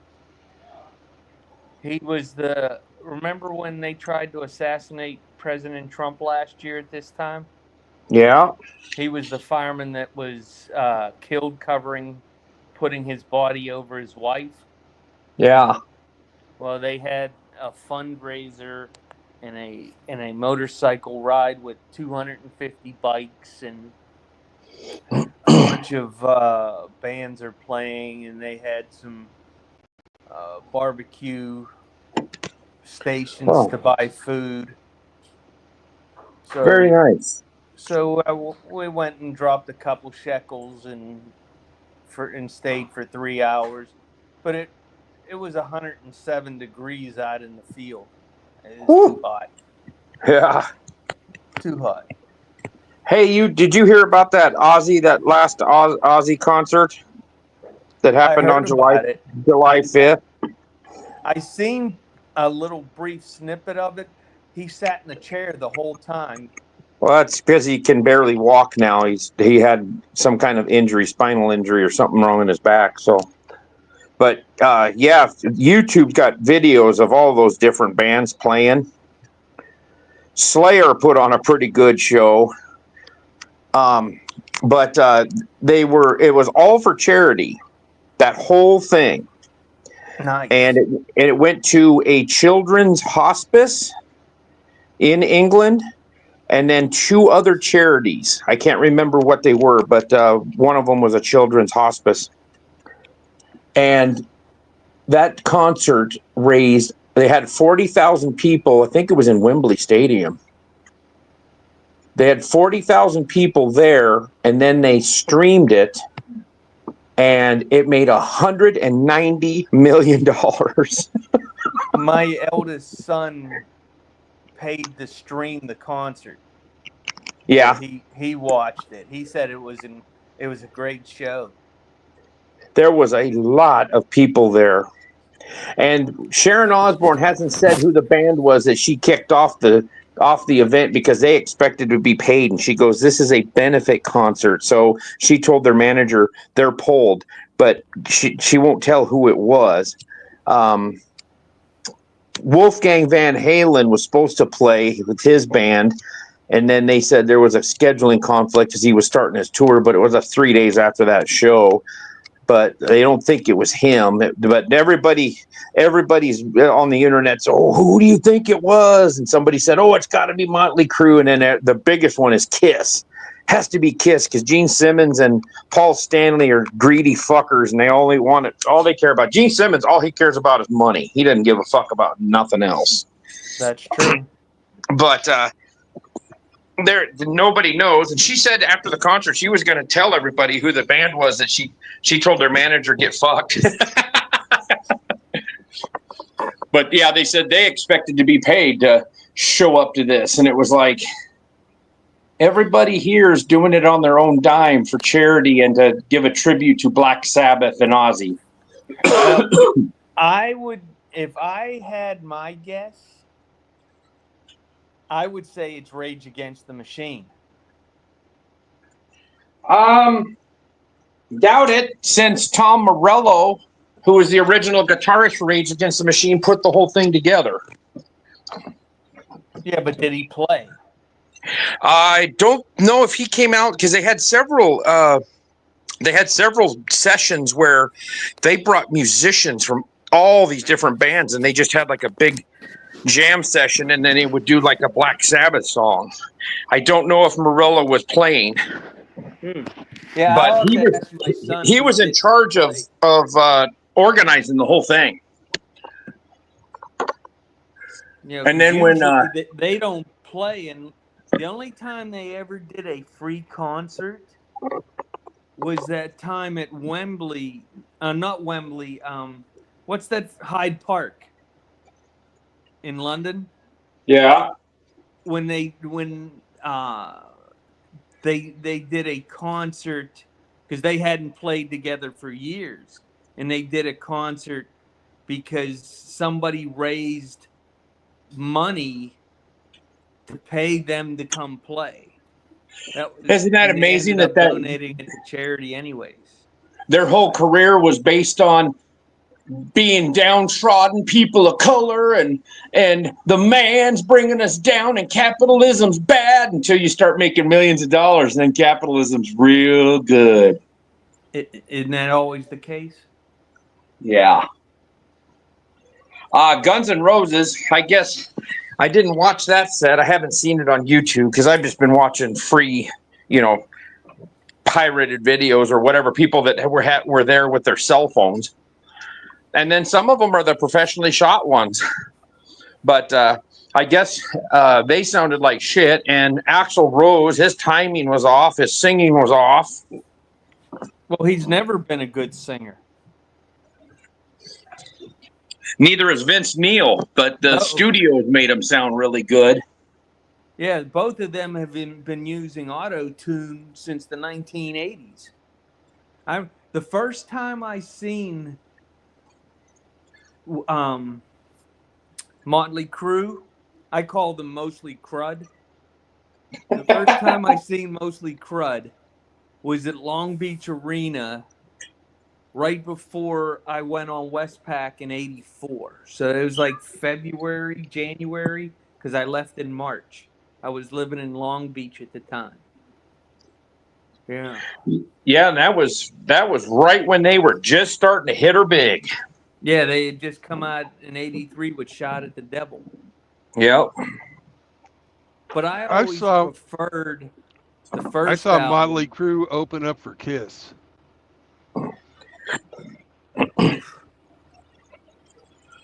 I have not seen Kiss play live since 1980. I've never seen them. Never seen Guns N' Roses. I've been to a few really good concerts, but never got to see Metallica. I always kind of wanted to see them.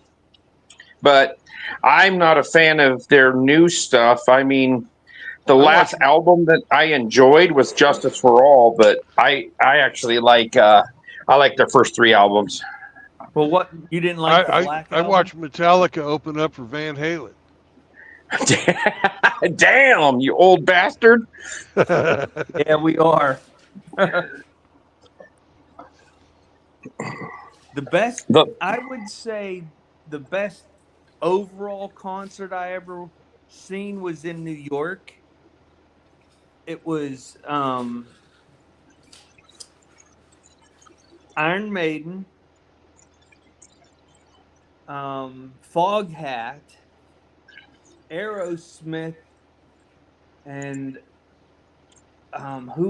somebody else. I forget who the fourth band was, but it was it was one of them all-day events with Iron Maiden being the headliner. Oh yeah, that was just smoking. Yeah, I seen Motley Crue. The second time was on the Girls tour when Autograph opened up for them, the Russian band Autograph.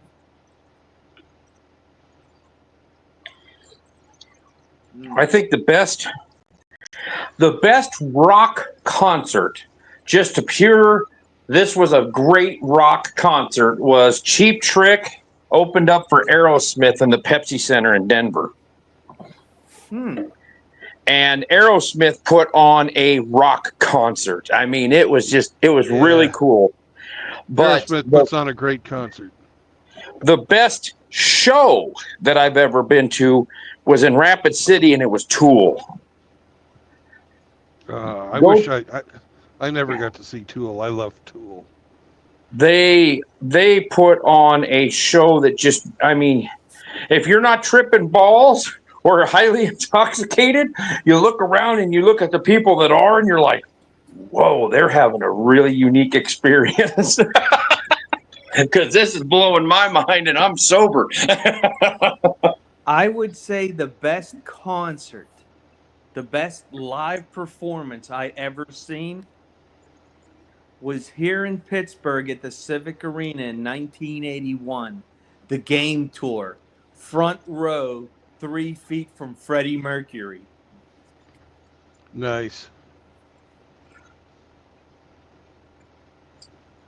I think the only band that I did not ever get to see that would have a chance to top that would maybe have been Led Zeppelin.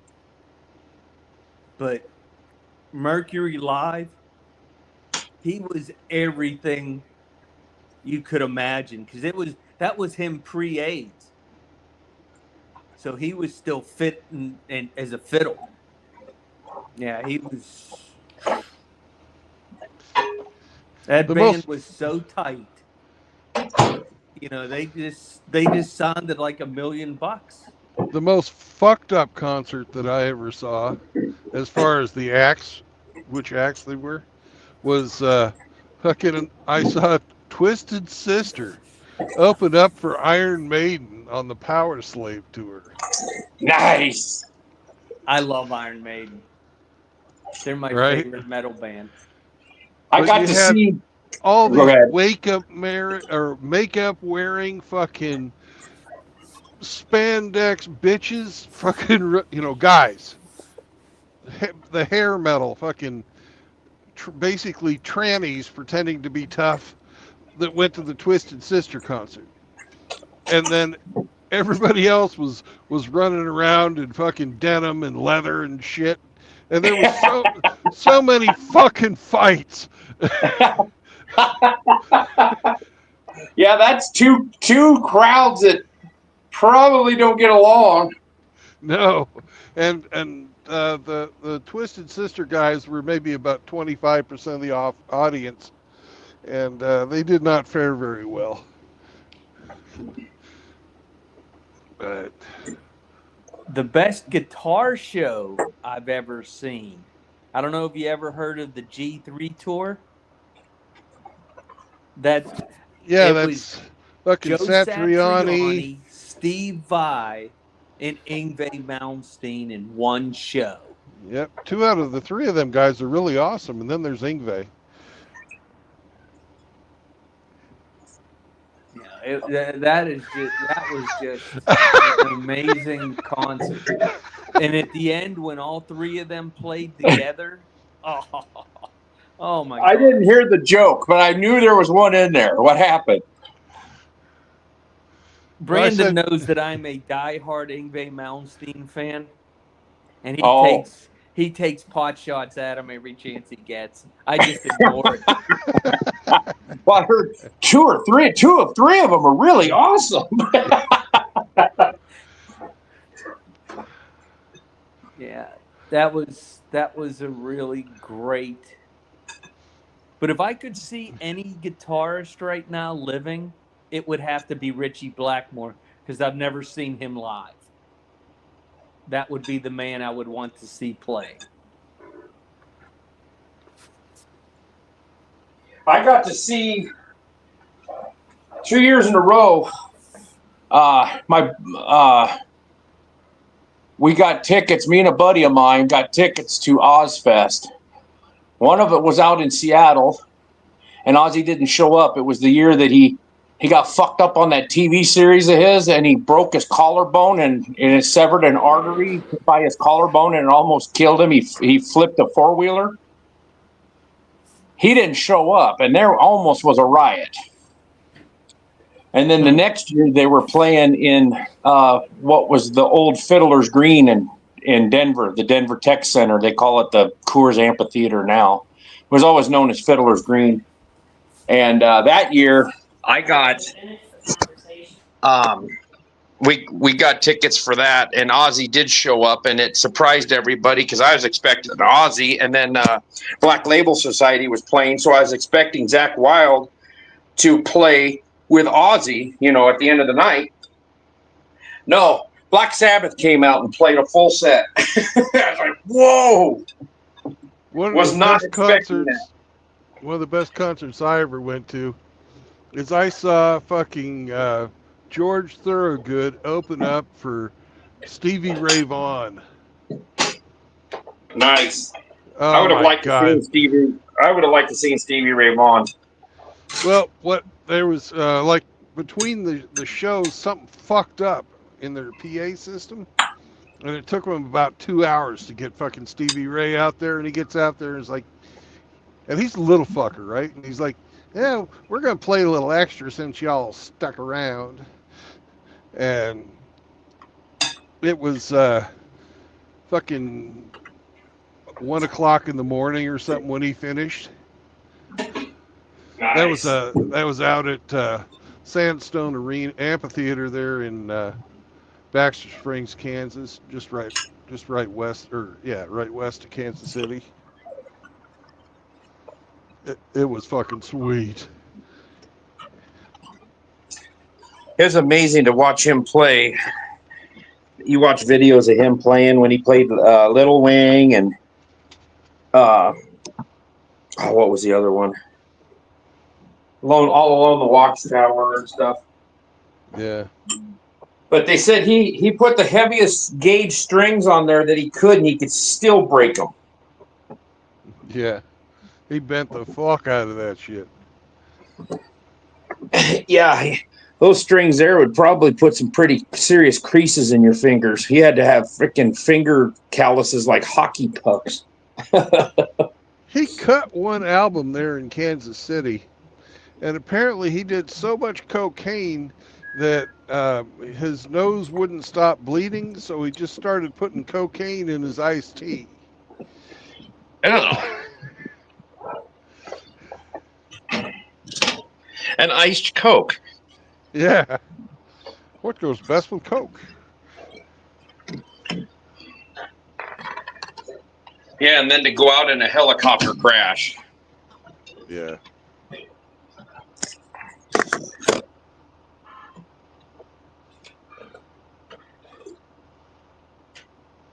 One more minute, and we're done with our 30 minutes of government mandated non productive time. I was wondering if that's what you were doing. And I've also maybe. been texting MGTOW Smurf. Oh, yeah? And he and I are going to meet up. Cool.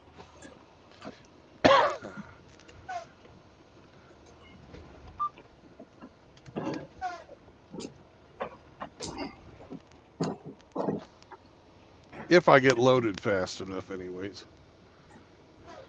Because it's already 5. It's already 5 fucking o'clock.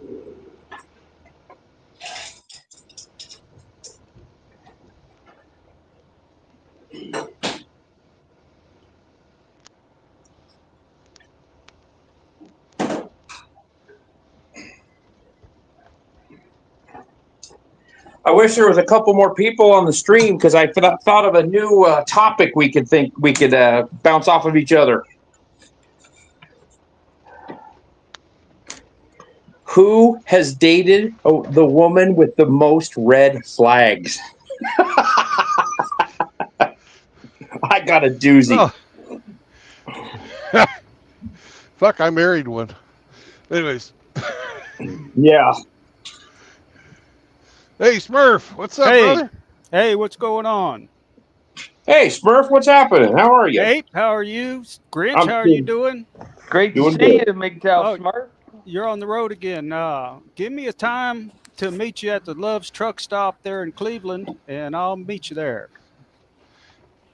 There's a Love's in Cleveland? Cool. Yeah, remember you got a chicken fried steak and put mustard all over it. Yeah, What the I do remember hell? that. That's good. That's what I like. You should have You had don't like? sausage country gravy on there. Well, I'm going to do a little bit different this time round, and I'm on this carnivore diet, so I'm going to be eating meat, and maybe a salad. How have you been feeling? Oh man, this fucking saving up multiple days before taking a dump it's a new experience. Yeah. You don't have to poop near as much, do you? No, but when they come, they're not exactly friendly.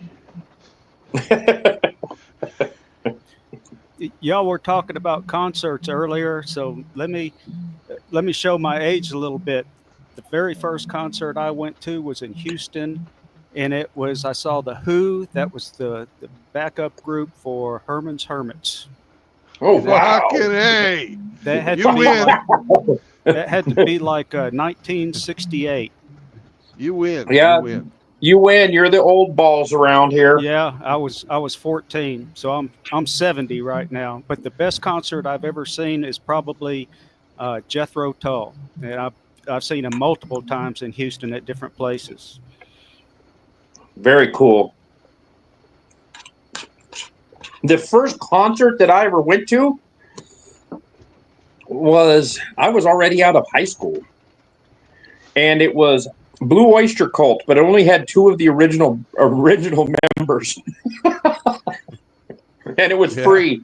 I won tickets from the radio station. No kidding.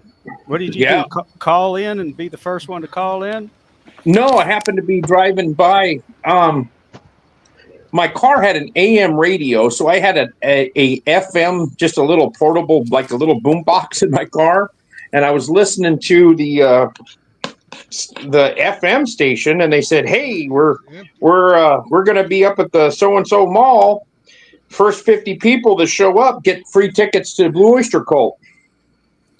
I happened to be driving by that mall right then, so I just whipped in there, and I was the first one. I walked into this. It was a sporting goods store, I think, or maybe might have been an eyeglass place or something. Anyways, I walked in there and I said, "Hey, I'm here for the tickets." They said, "Geez, that was quick." I said, "Yeah, I was driving by when they heard on the radio." So they gave me 2 free tickets. My first concert was in 1978. I was 13 years old. Front row, Grandpa bought the tickets to Kiss Alive 2 tour. I had that double album when I was a kid.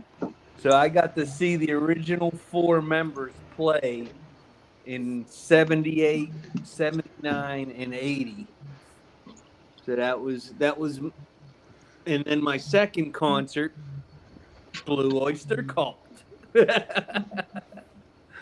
I'm a big Cult fan.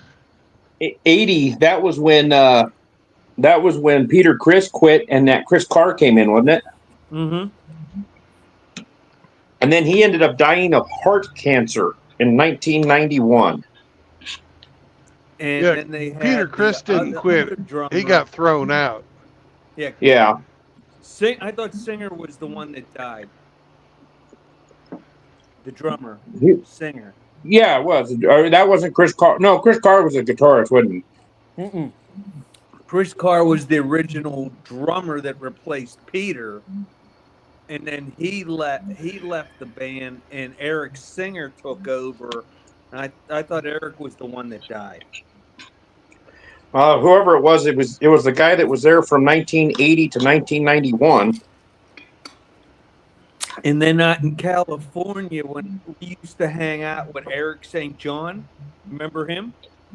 The guitarist that replaced Ace for, what was it, 3 months? Ted Nugent, wasn't it?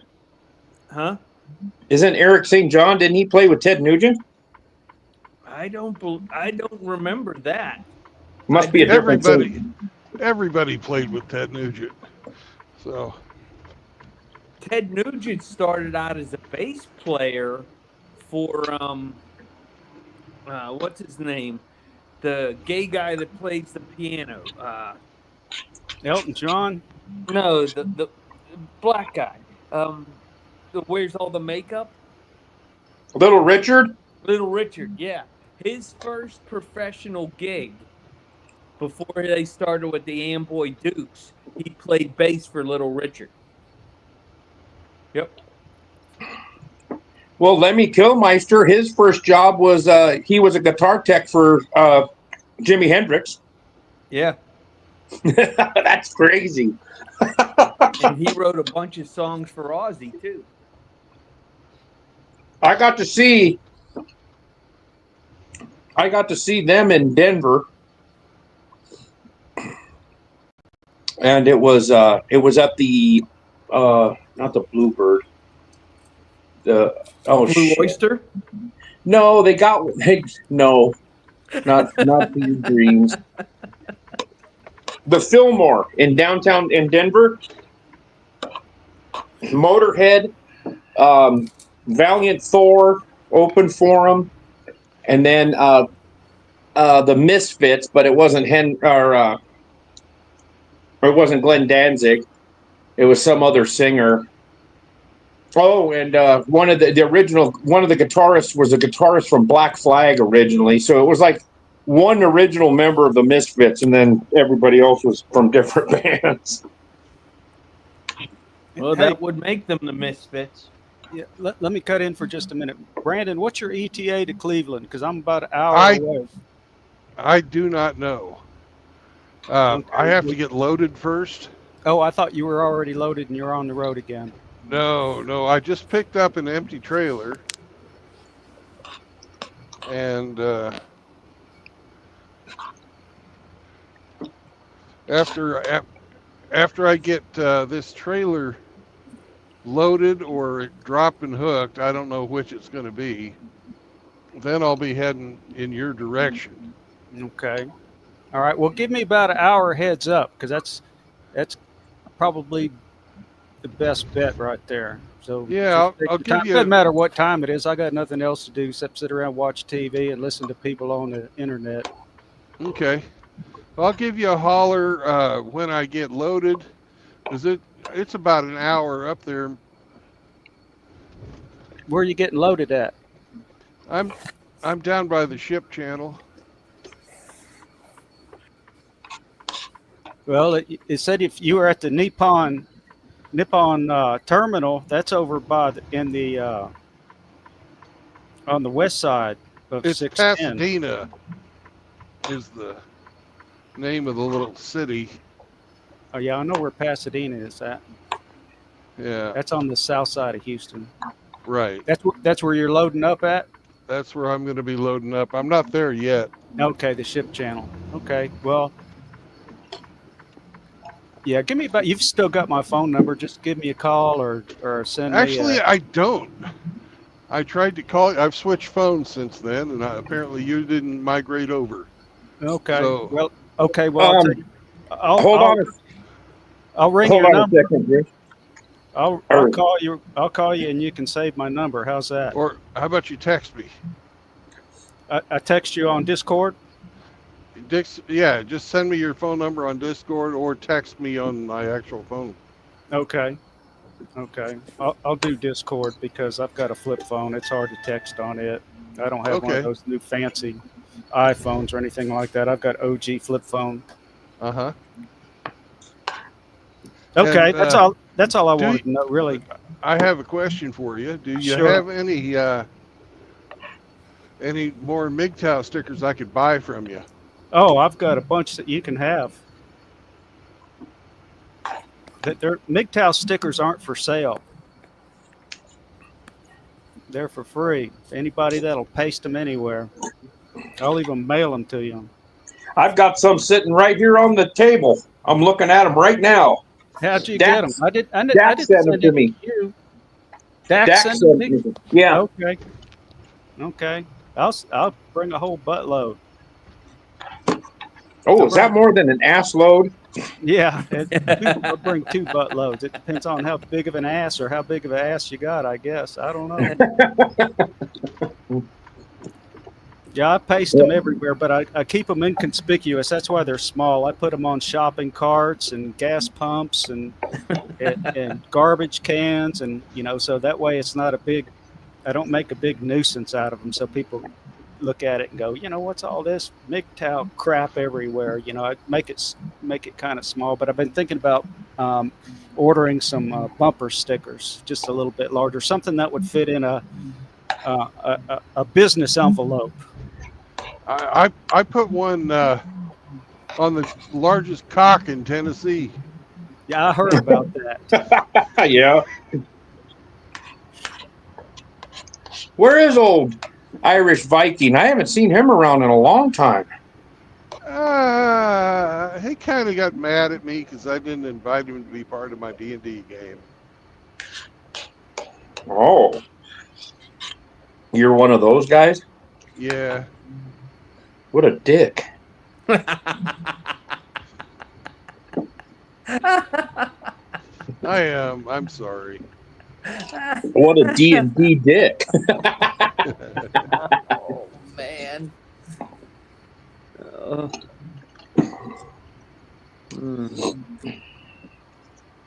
And he really didn't like being called Tennessee Bengus either.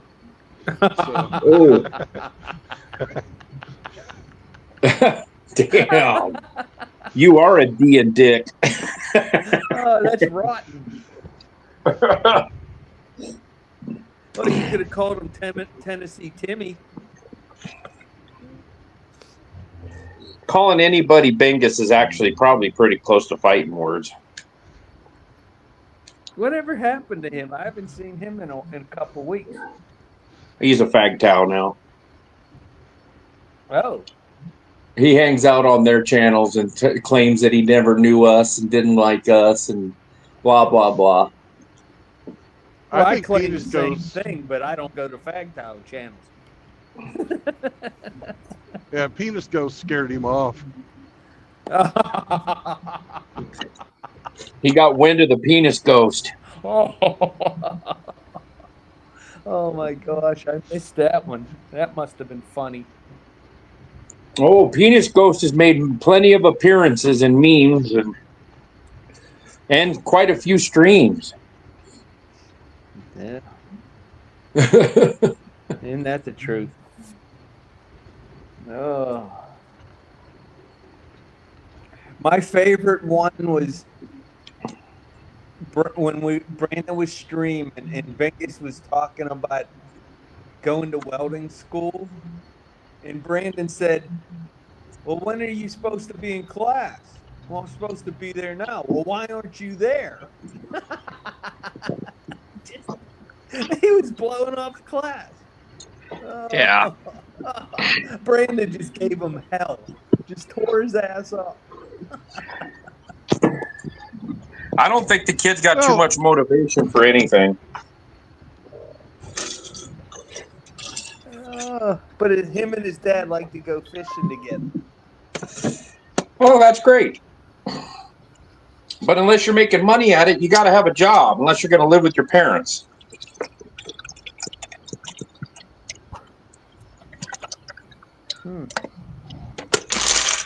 Yeah, I don't think he finished welding school, even though he wanted to no, go he weld did for not. NASA.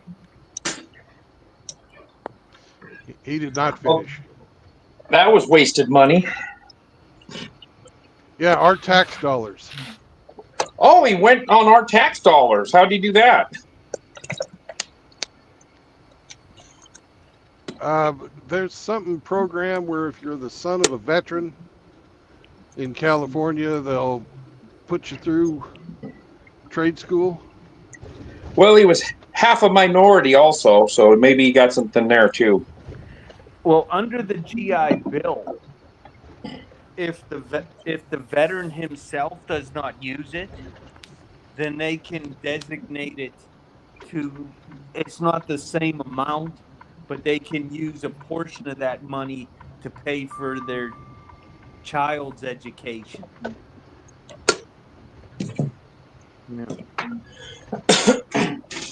But you have to be a disabled vet to be able to get that, though. Well, his dad probably was disabled. Did you ever hear Bingus talk? I just thought he was slow. I thought that was from all the fucking drugs. I thought he was Downy baby. No, he was a fucking pothead, just like his hero. Oh. He was always getting high on streams and stuff too, and then he starts doing that babbling mumble jumble that the fucking potheads do that you can't really tell. They think they're funnier than shit, but they're really annoying. When you get a chance, Abe, go check out Frost's new short about Roberta that he posted a couple hours ago. It is hilarious.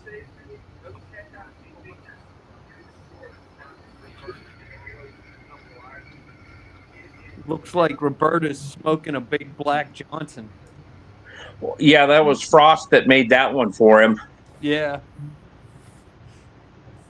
Oh gosh, I guess that channel will be taken down soon.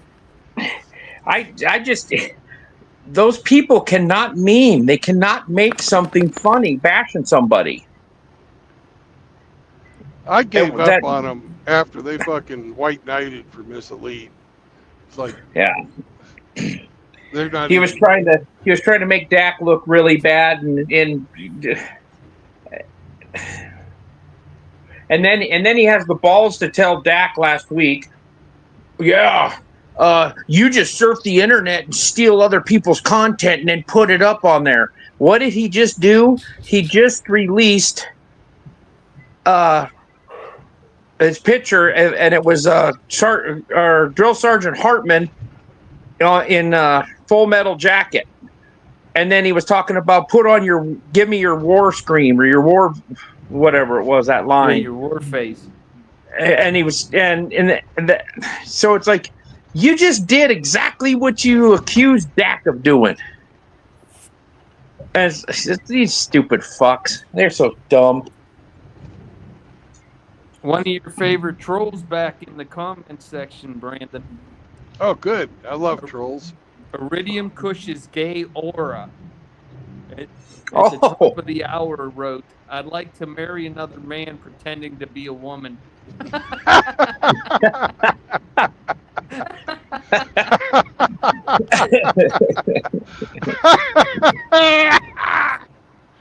Fuck. Oh gosh, that's funny.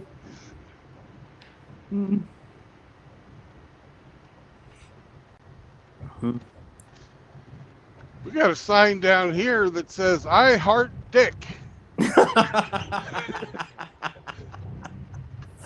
It's Said the no dick. 304 ever.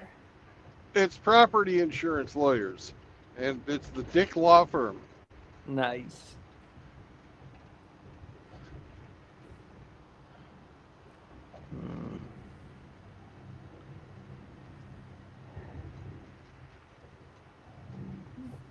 Papa Smurf dropped out into the chat. Yeah, Papa Smurf don't like the drama. No. I really don't either. I just like shit that's funny. Yeah. And it's only funny if there's a little bit of truth to it. Yeah, I see that comment now. Iridium Cush's gay aura. That's great. Well done, whoever did that. I probably have a good idea who it is, but there's a couple of suspects.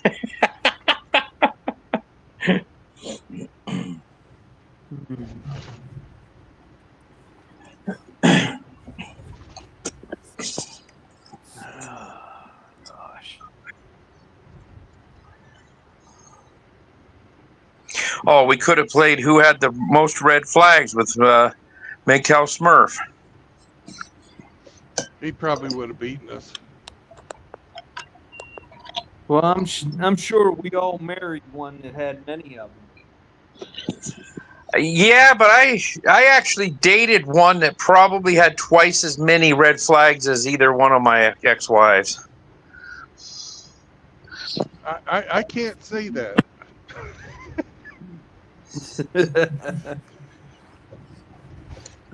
My first wife was one hell of a chameleon. She hid that shit very well.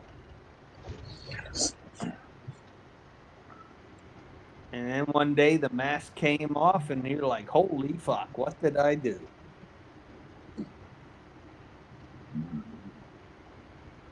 You put on your They Live sunglasses and you saw what truly was there? I didn't need the sunglasses. She just basically did a Clark Kent, went into the phone booth and come back out as Super Bitch.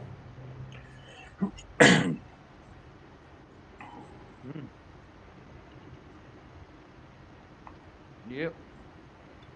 And the worst thing is my mom warned me. This is what's going to happen to you. Oh no, that's never going to happen to me. Famous My last words. my mom did not like my first ex-wife at all. And when we took off and eloped and went to Colorado and got married and came back, and I swung by her work the next day, and my ex-wife was standing behind me, and I walked in. I said, "Well, I got something to tell you." And I kind of stepped off to the side and I said, "We got married yesterday." And my mom, the look on her face, and she looked at me, looked at my ex-wife, and said, "Congratulations." And that's all she said. It's like, oh wow. Yeah, she did not like her. And then for good reason, because it wasn't very long and I didn't like her either.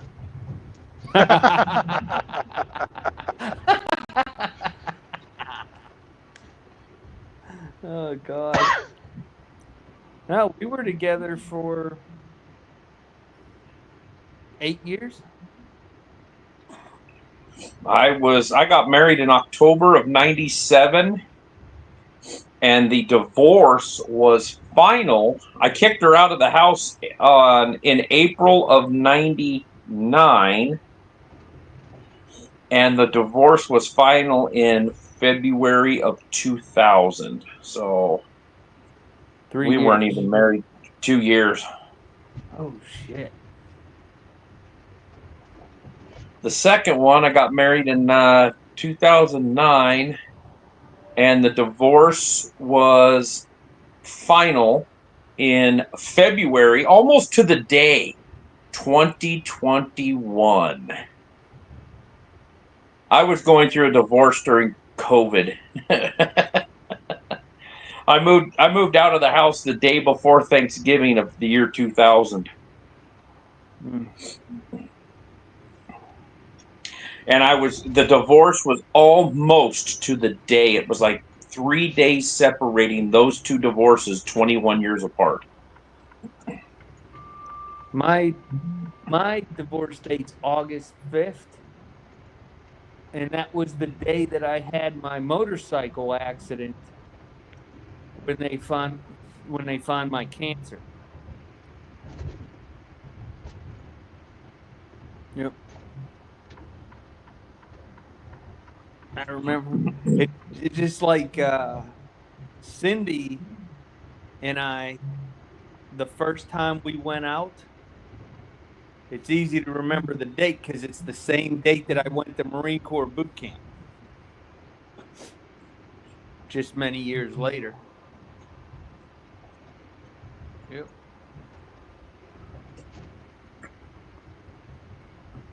Another guy that loves his punishment. Get your ass kicked.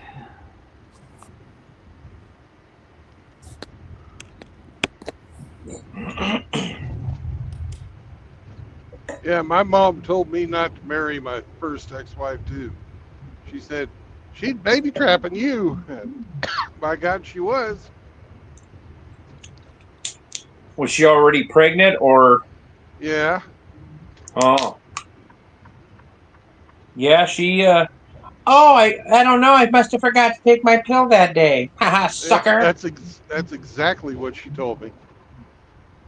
I used to take the pill in the morning and make my wife swallow it. I thought I was going to have to put it in a piece of cheese or a Twinkie. I would physically watch her swallow that pill because I did not want her to get pregnant, and then I was on the fucking hook. Because when she started her bullshit and saying she wanted to have kids and everything, I said, if you get pregnant, I'm going to have you committed because you've already spent a week or two in the nut hut down at the hospital. I said, I'll have you committed. I said, I don't care if I got to go $50,000 into debt. I'll have you committed and unfit, and I will take that kid and you will be paying me child support. Or you could drink or you take this pill.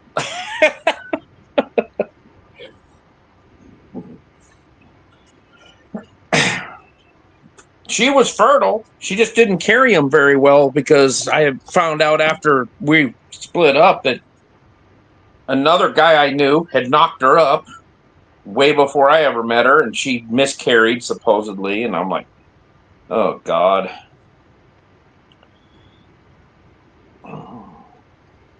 That's the bad thing about moving from a completely different state, coming to a place you've never been before. You move here and you don't realize that all the local women have been passed around by all the local boys. Then you make friends and find out that half your friends fucked your ex-wife before you ever did. Like, Jesus, you guys could have told me.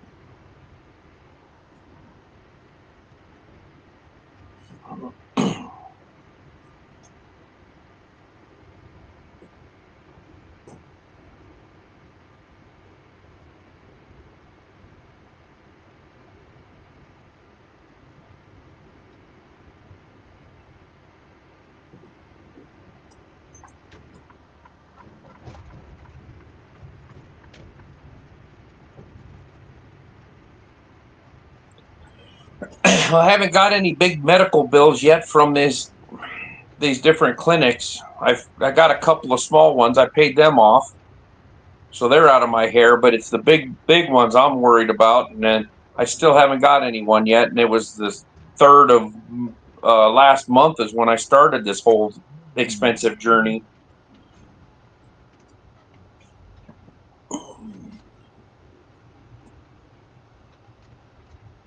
Boy, Houston's fucking ugly.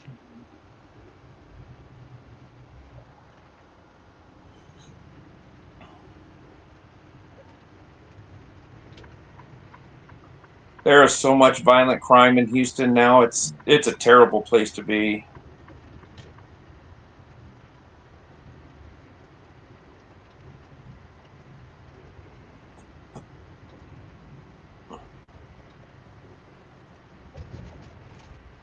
Paper Cup goes, you guys have been through the ringer.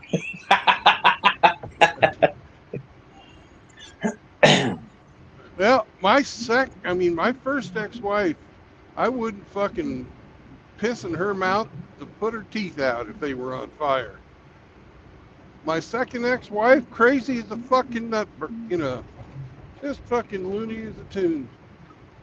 I ain't got Yeah, no. but she was hot and she liked to bang. Yeah, and I don't carry a grudge against her. Maybe that's just Even though she stupid tried on to my. stab you with a paring knife? Well, I don't mean I'm asleep around her, but I'm not fucking, I'm not fucking pissed off at her every day.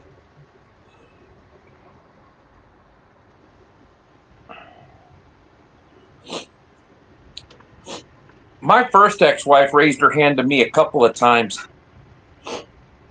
She lost both of them. Not her hands. I didn't chop her hands off. But she lost the confrontation.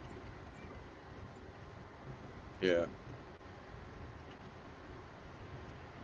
Well, I just grabbed a hold of her wrist after she took the first swing and shook her like a fucking Jack Russell Terrier on a rat. That made her drop the knife real quick.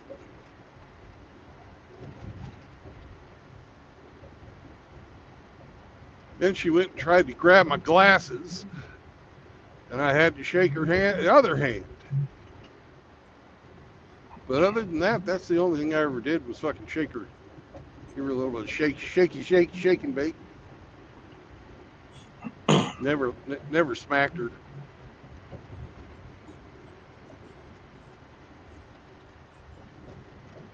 Well, I blocked an incoming blow. She come at me with a rather large ketchup bottle, like a 64 ouncer. She was going to bash me over the top of the head with it. That ain't cool.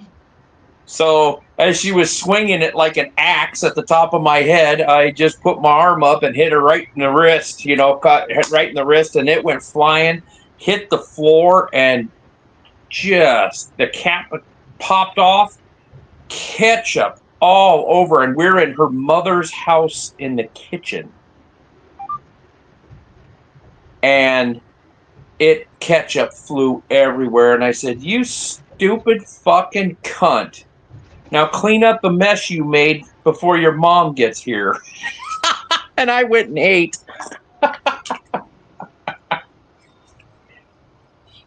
So she's on her hands and knees cleaning up ketchup off the kitchen floor, off the cabinets, everywhere, under the table. Dumbass. Yay! Houston. But I wasn't going to stand there and get clocked in the head with a couple pounds of freaking. It would be like getting hit with a fucking dead blow hammer Yeah. in the head. And then she had the guts to say that every relationship she'd ever been in, her boyfriend beat her. And I was just like, man, that's pretty bad luck. And then I thought, nah. After that, I was like, every relationship you fucking raised your hands and tried to put your hands on a man and you lost.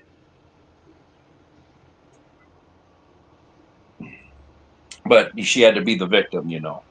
Right. They all do. Yeah. Oh, he beat me. It's like, if you really were beaten by a man as bad as you said you were, you would have been permanently disfigured and you would have ended up in a hospital or a morgue. Don't tell me that you took a beating like that, because you'd have the scars to show it.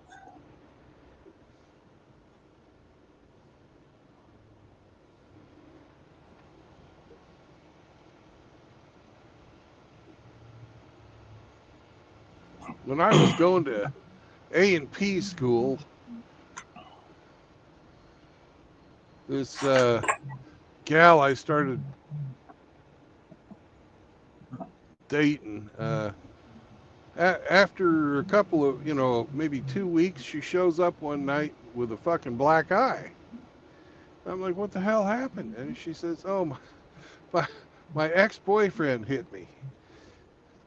It turned out later I figured it out that at the time we started fucking, he wasn't an ex-boyfriend.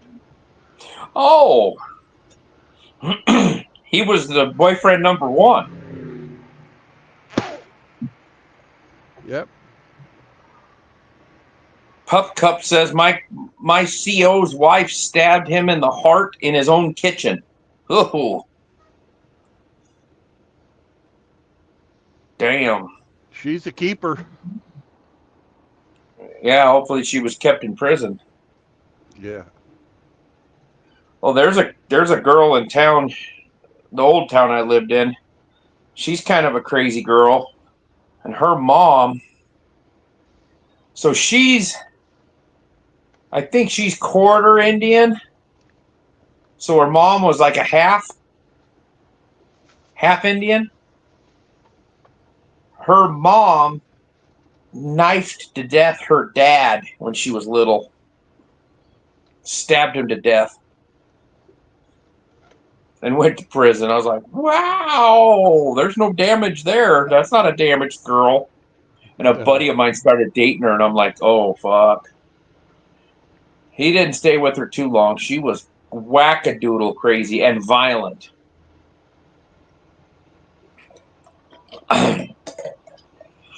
I guess the tom-tom doesn't fall far from the tree.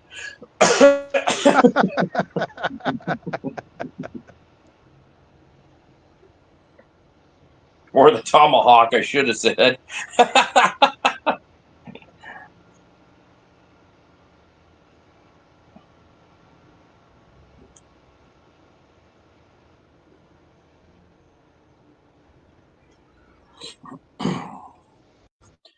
And to think that they used to be 1 in 4 women are on head meds, I bet it's probably closer to 1 in 3 now. At least 33%.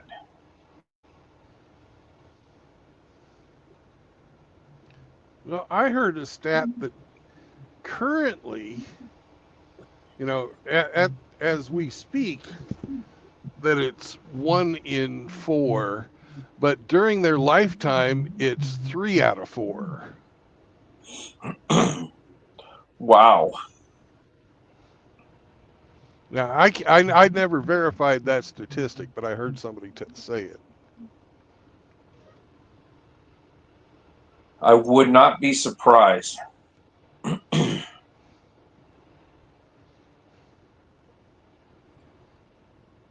Big Pharma's got to make that money. Well, they've all gone against God, and that tends to, you know, a spiritual failing like that tends to affect your psyche first. Yeah.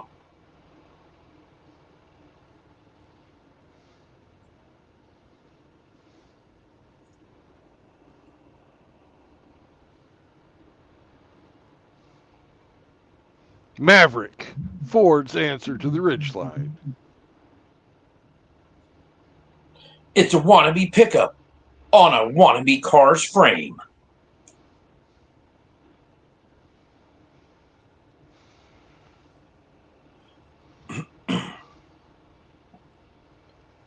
They should have named it the Ford Guy Line.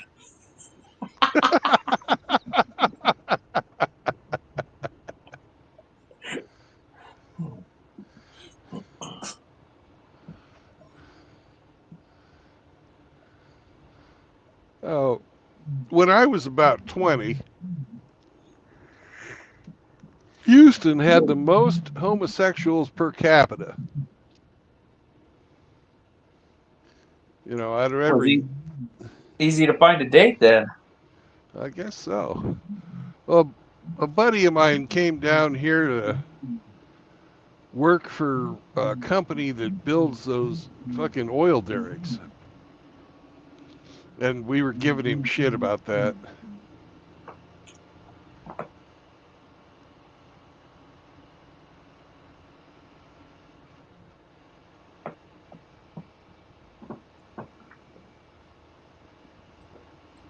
Yeah, it kind of makes you wonder when you're in one of those areas that has a high concentration like that when you go to a restaurant.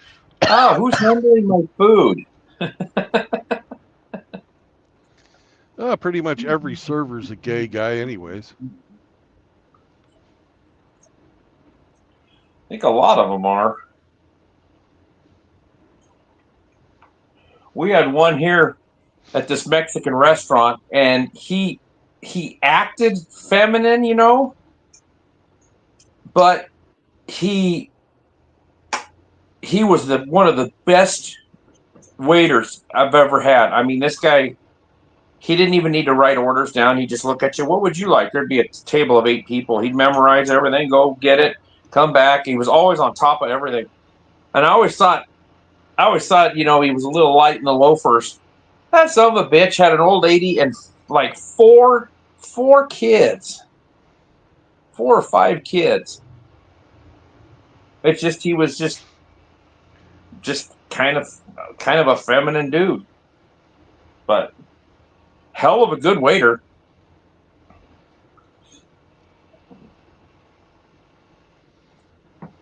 He'd come. Oh God, what was it? It was St. Patrick's Day. I went in there, and I think I was in there with the ex-wife. We were still married at the time, and he always dressed up. You know, whatever holiday it was, he was wearing something, and he's wearing this weird green outfit and everything, and he come up to the table. He knew us, and he's talking to us, and I said, "Well, have you had anybody yet?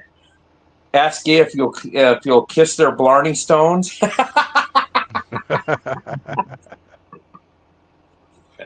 He looked at me and he goes, "Oh, damn."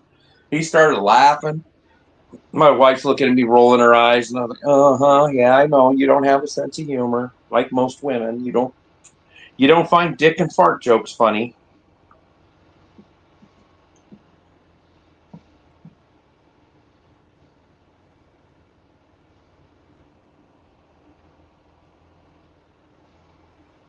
Dick and fart jokes are the best jokes. Yes. And they're classic. They never go out of style. No, they don't.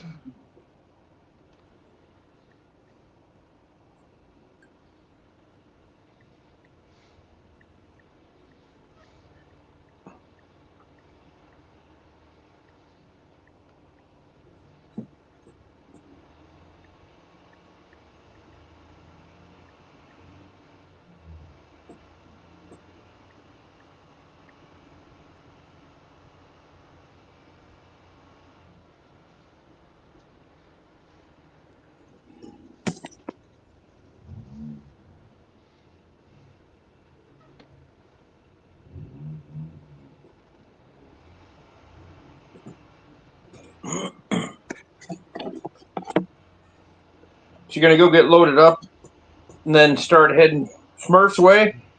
Yep. Well, don't get the chicken fried steak. It's got breading on it. I know. I know. Or the mashed potatoes and gravy. Or the fucking green beans, or any of the things I love. Well, have you noticed your clothes getting any looser? I kind of have, but I haven't weighed myself or anything like that. But it feels like it. Yeah.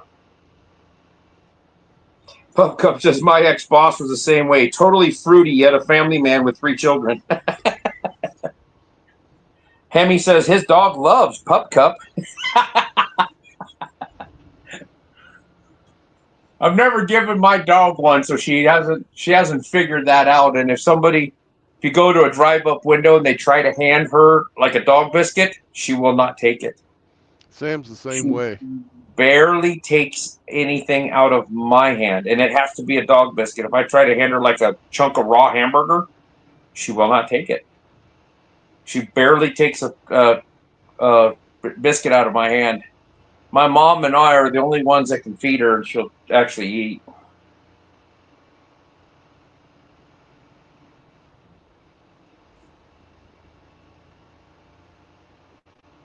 Which is good because I don't want somebody, walking down the street trying to give her something because she won't take it from them. Now, Sammy, like, what he'll do is the first, time you try to feed him, he won't fucking eat it. He'll sniff it and then he'll turn his head away. So then I'll Yeah. throw it in his bowl, and then he goes and eats it out of his bowl.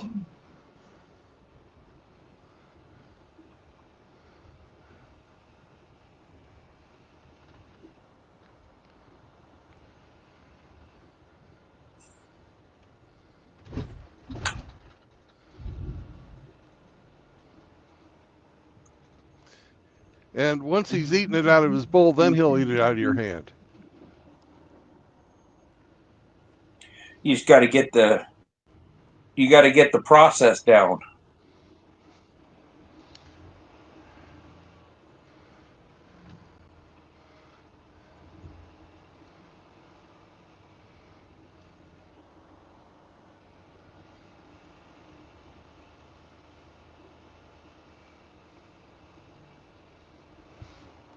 Well, my two GPSs are not agreeing with each other.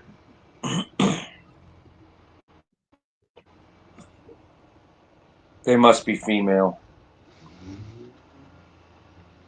Must be.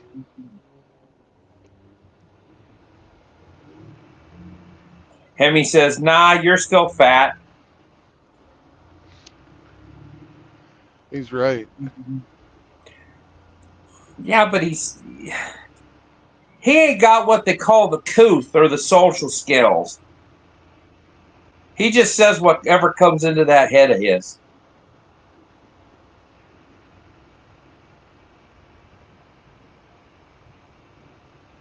But he will say sorry once in a while. Sorry. Well, that's genetic. He's Canadian. Yeah.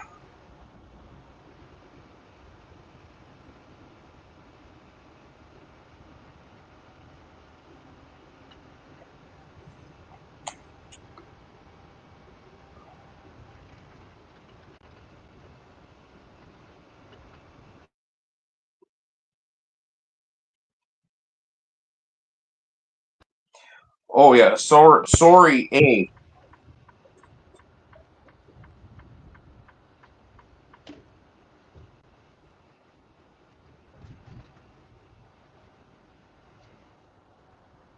Fuck me. God damn it. I You took missed your this turn, off. didn't you? I took the fucking wrong one, yeah. We'll see if I can recover. You're in Houston. Just throw it in reverse and start backing up to the ramp you need to go get off at.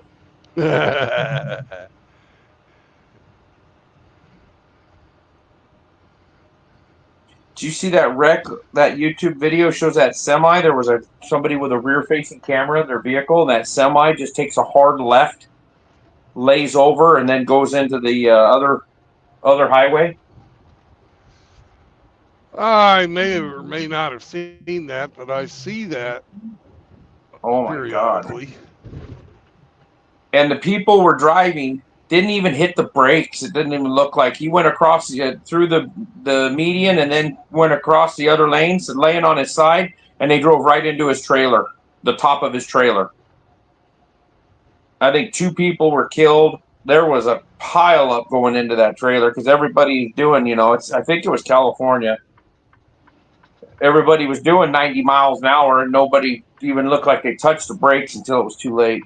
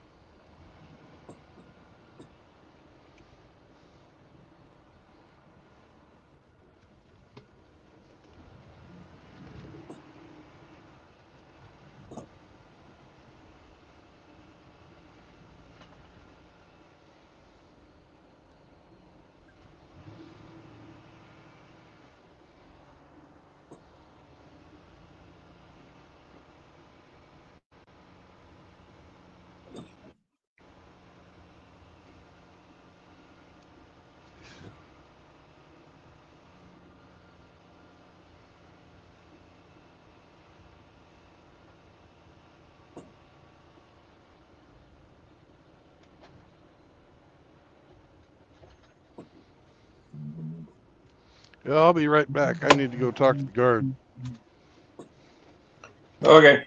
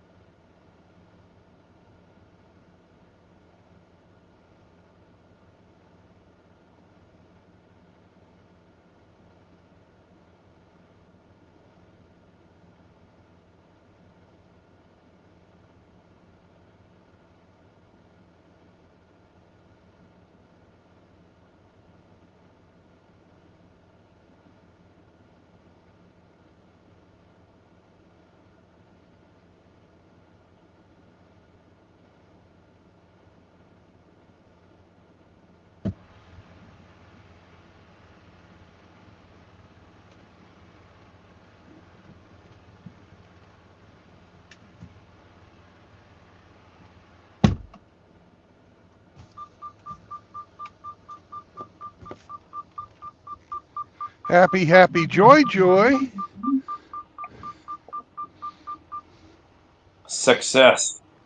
No, Uh-oh. they're closed. I have to come back tomorrow at 7. Oh, for fuck's sake. This is a complete fuck up caused by incompetence at my office. You need to start documenting all this stuff and be turning it in.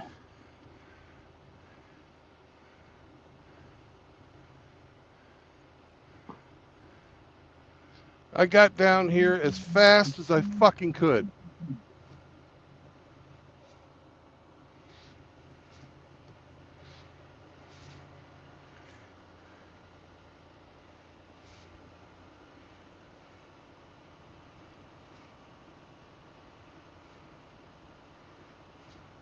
So I got to go down here, turn around, and get the fuck out. And then figure out where the hell I'm going to stay down on the docks here in Houston. And you're not going to see Smurf. I won't be able to see Smurf.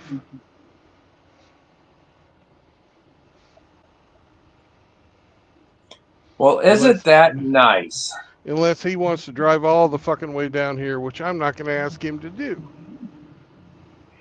No, Saturday, rush hour, Houston. To the very fucking worst part of Houston. Are you right down close to the water then? Yeah. Yeah. Do you see them right there? I Let me can't put it hardly on see. full screen. It's them big fucking cranes. Yeah, that's the docks. That's where they unload the fucking cargo ships. Okay. And you see this over here? That's where they load all the fucking petrochemicals and all these fucking, this is where all the fucking, what do you call it? Petroleum processing factories are. Chemical factories, fucking refineries, plastic factories, everything nasty.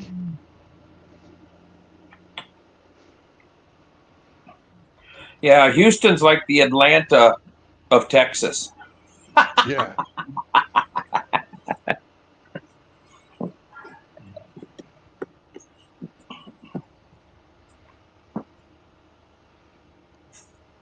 Fuck, they let you into the yard, but you can't go to the place to pick up a trailer, huh?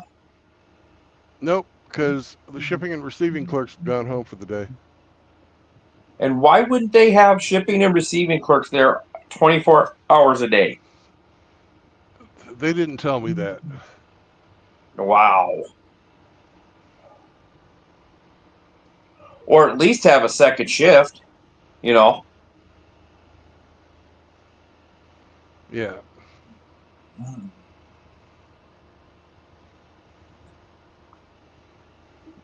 Probably because they had to fire all the illegal aliens. I seen some federal judge blocked Trump's ICE raids in California.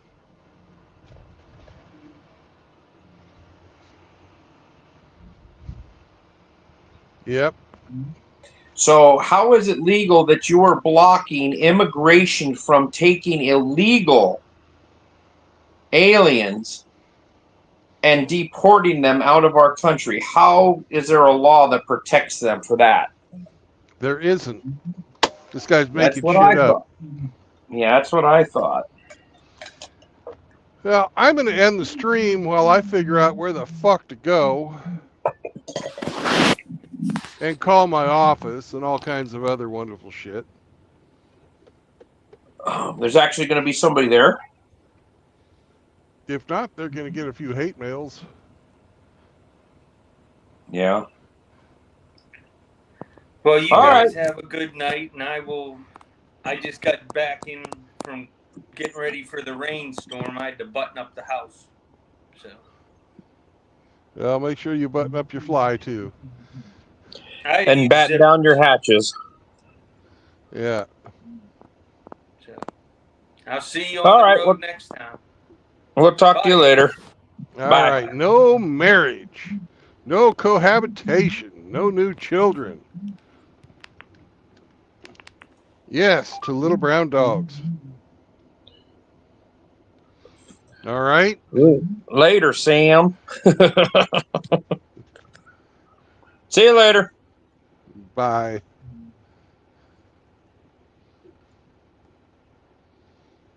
That'll keep you away from usury and indentured servitude. And if Emmy was still here on the panel, but he's not, he'd tell you, "Go and bring your fucking girlfriends around here, eh?" So be good to each other. Help a brother out. You're normal men. You like to fuck women, so the women will fuck you back in the court system. You gotta protect yourself against that shit. And, the golden age of MGTOW is ahead of us. Anybody that tells you different's got their head stuck in the sand thinking of the past. The golden age of MGTOW will occur when men are no longer seen as only providers and protectors, where you're actually recognized as a full-fledged human being and just as worthy and necessary to society as everybody else. So peace out, brothers, and I will catch you on the road again tomorrow, probably about 7. Fuck me. Bye.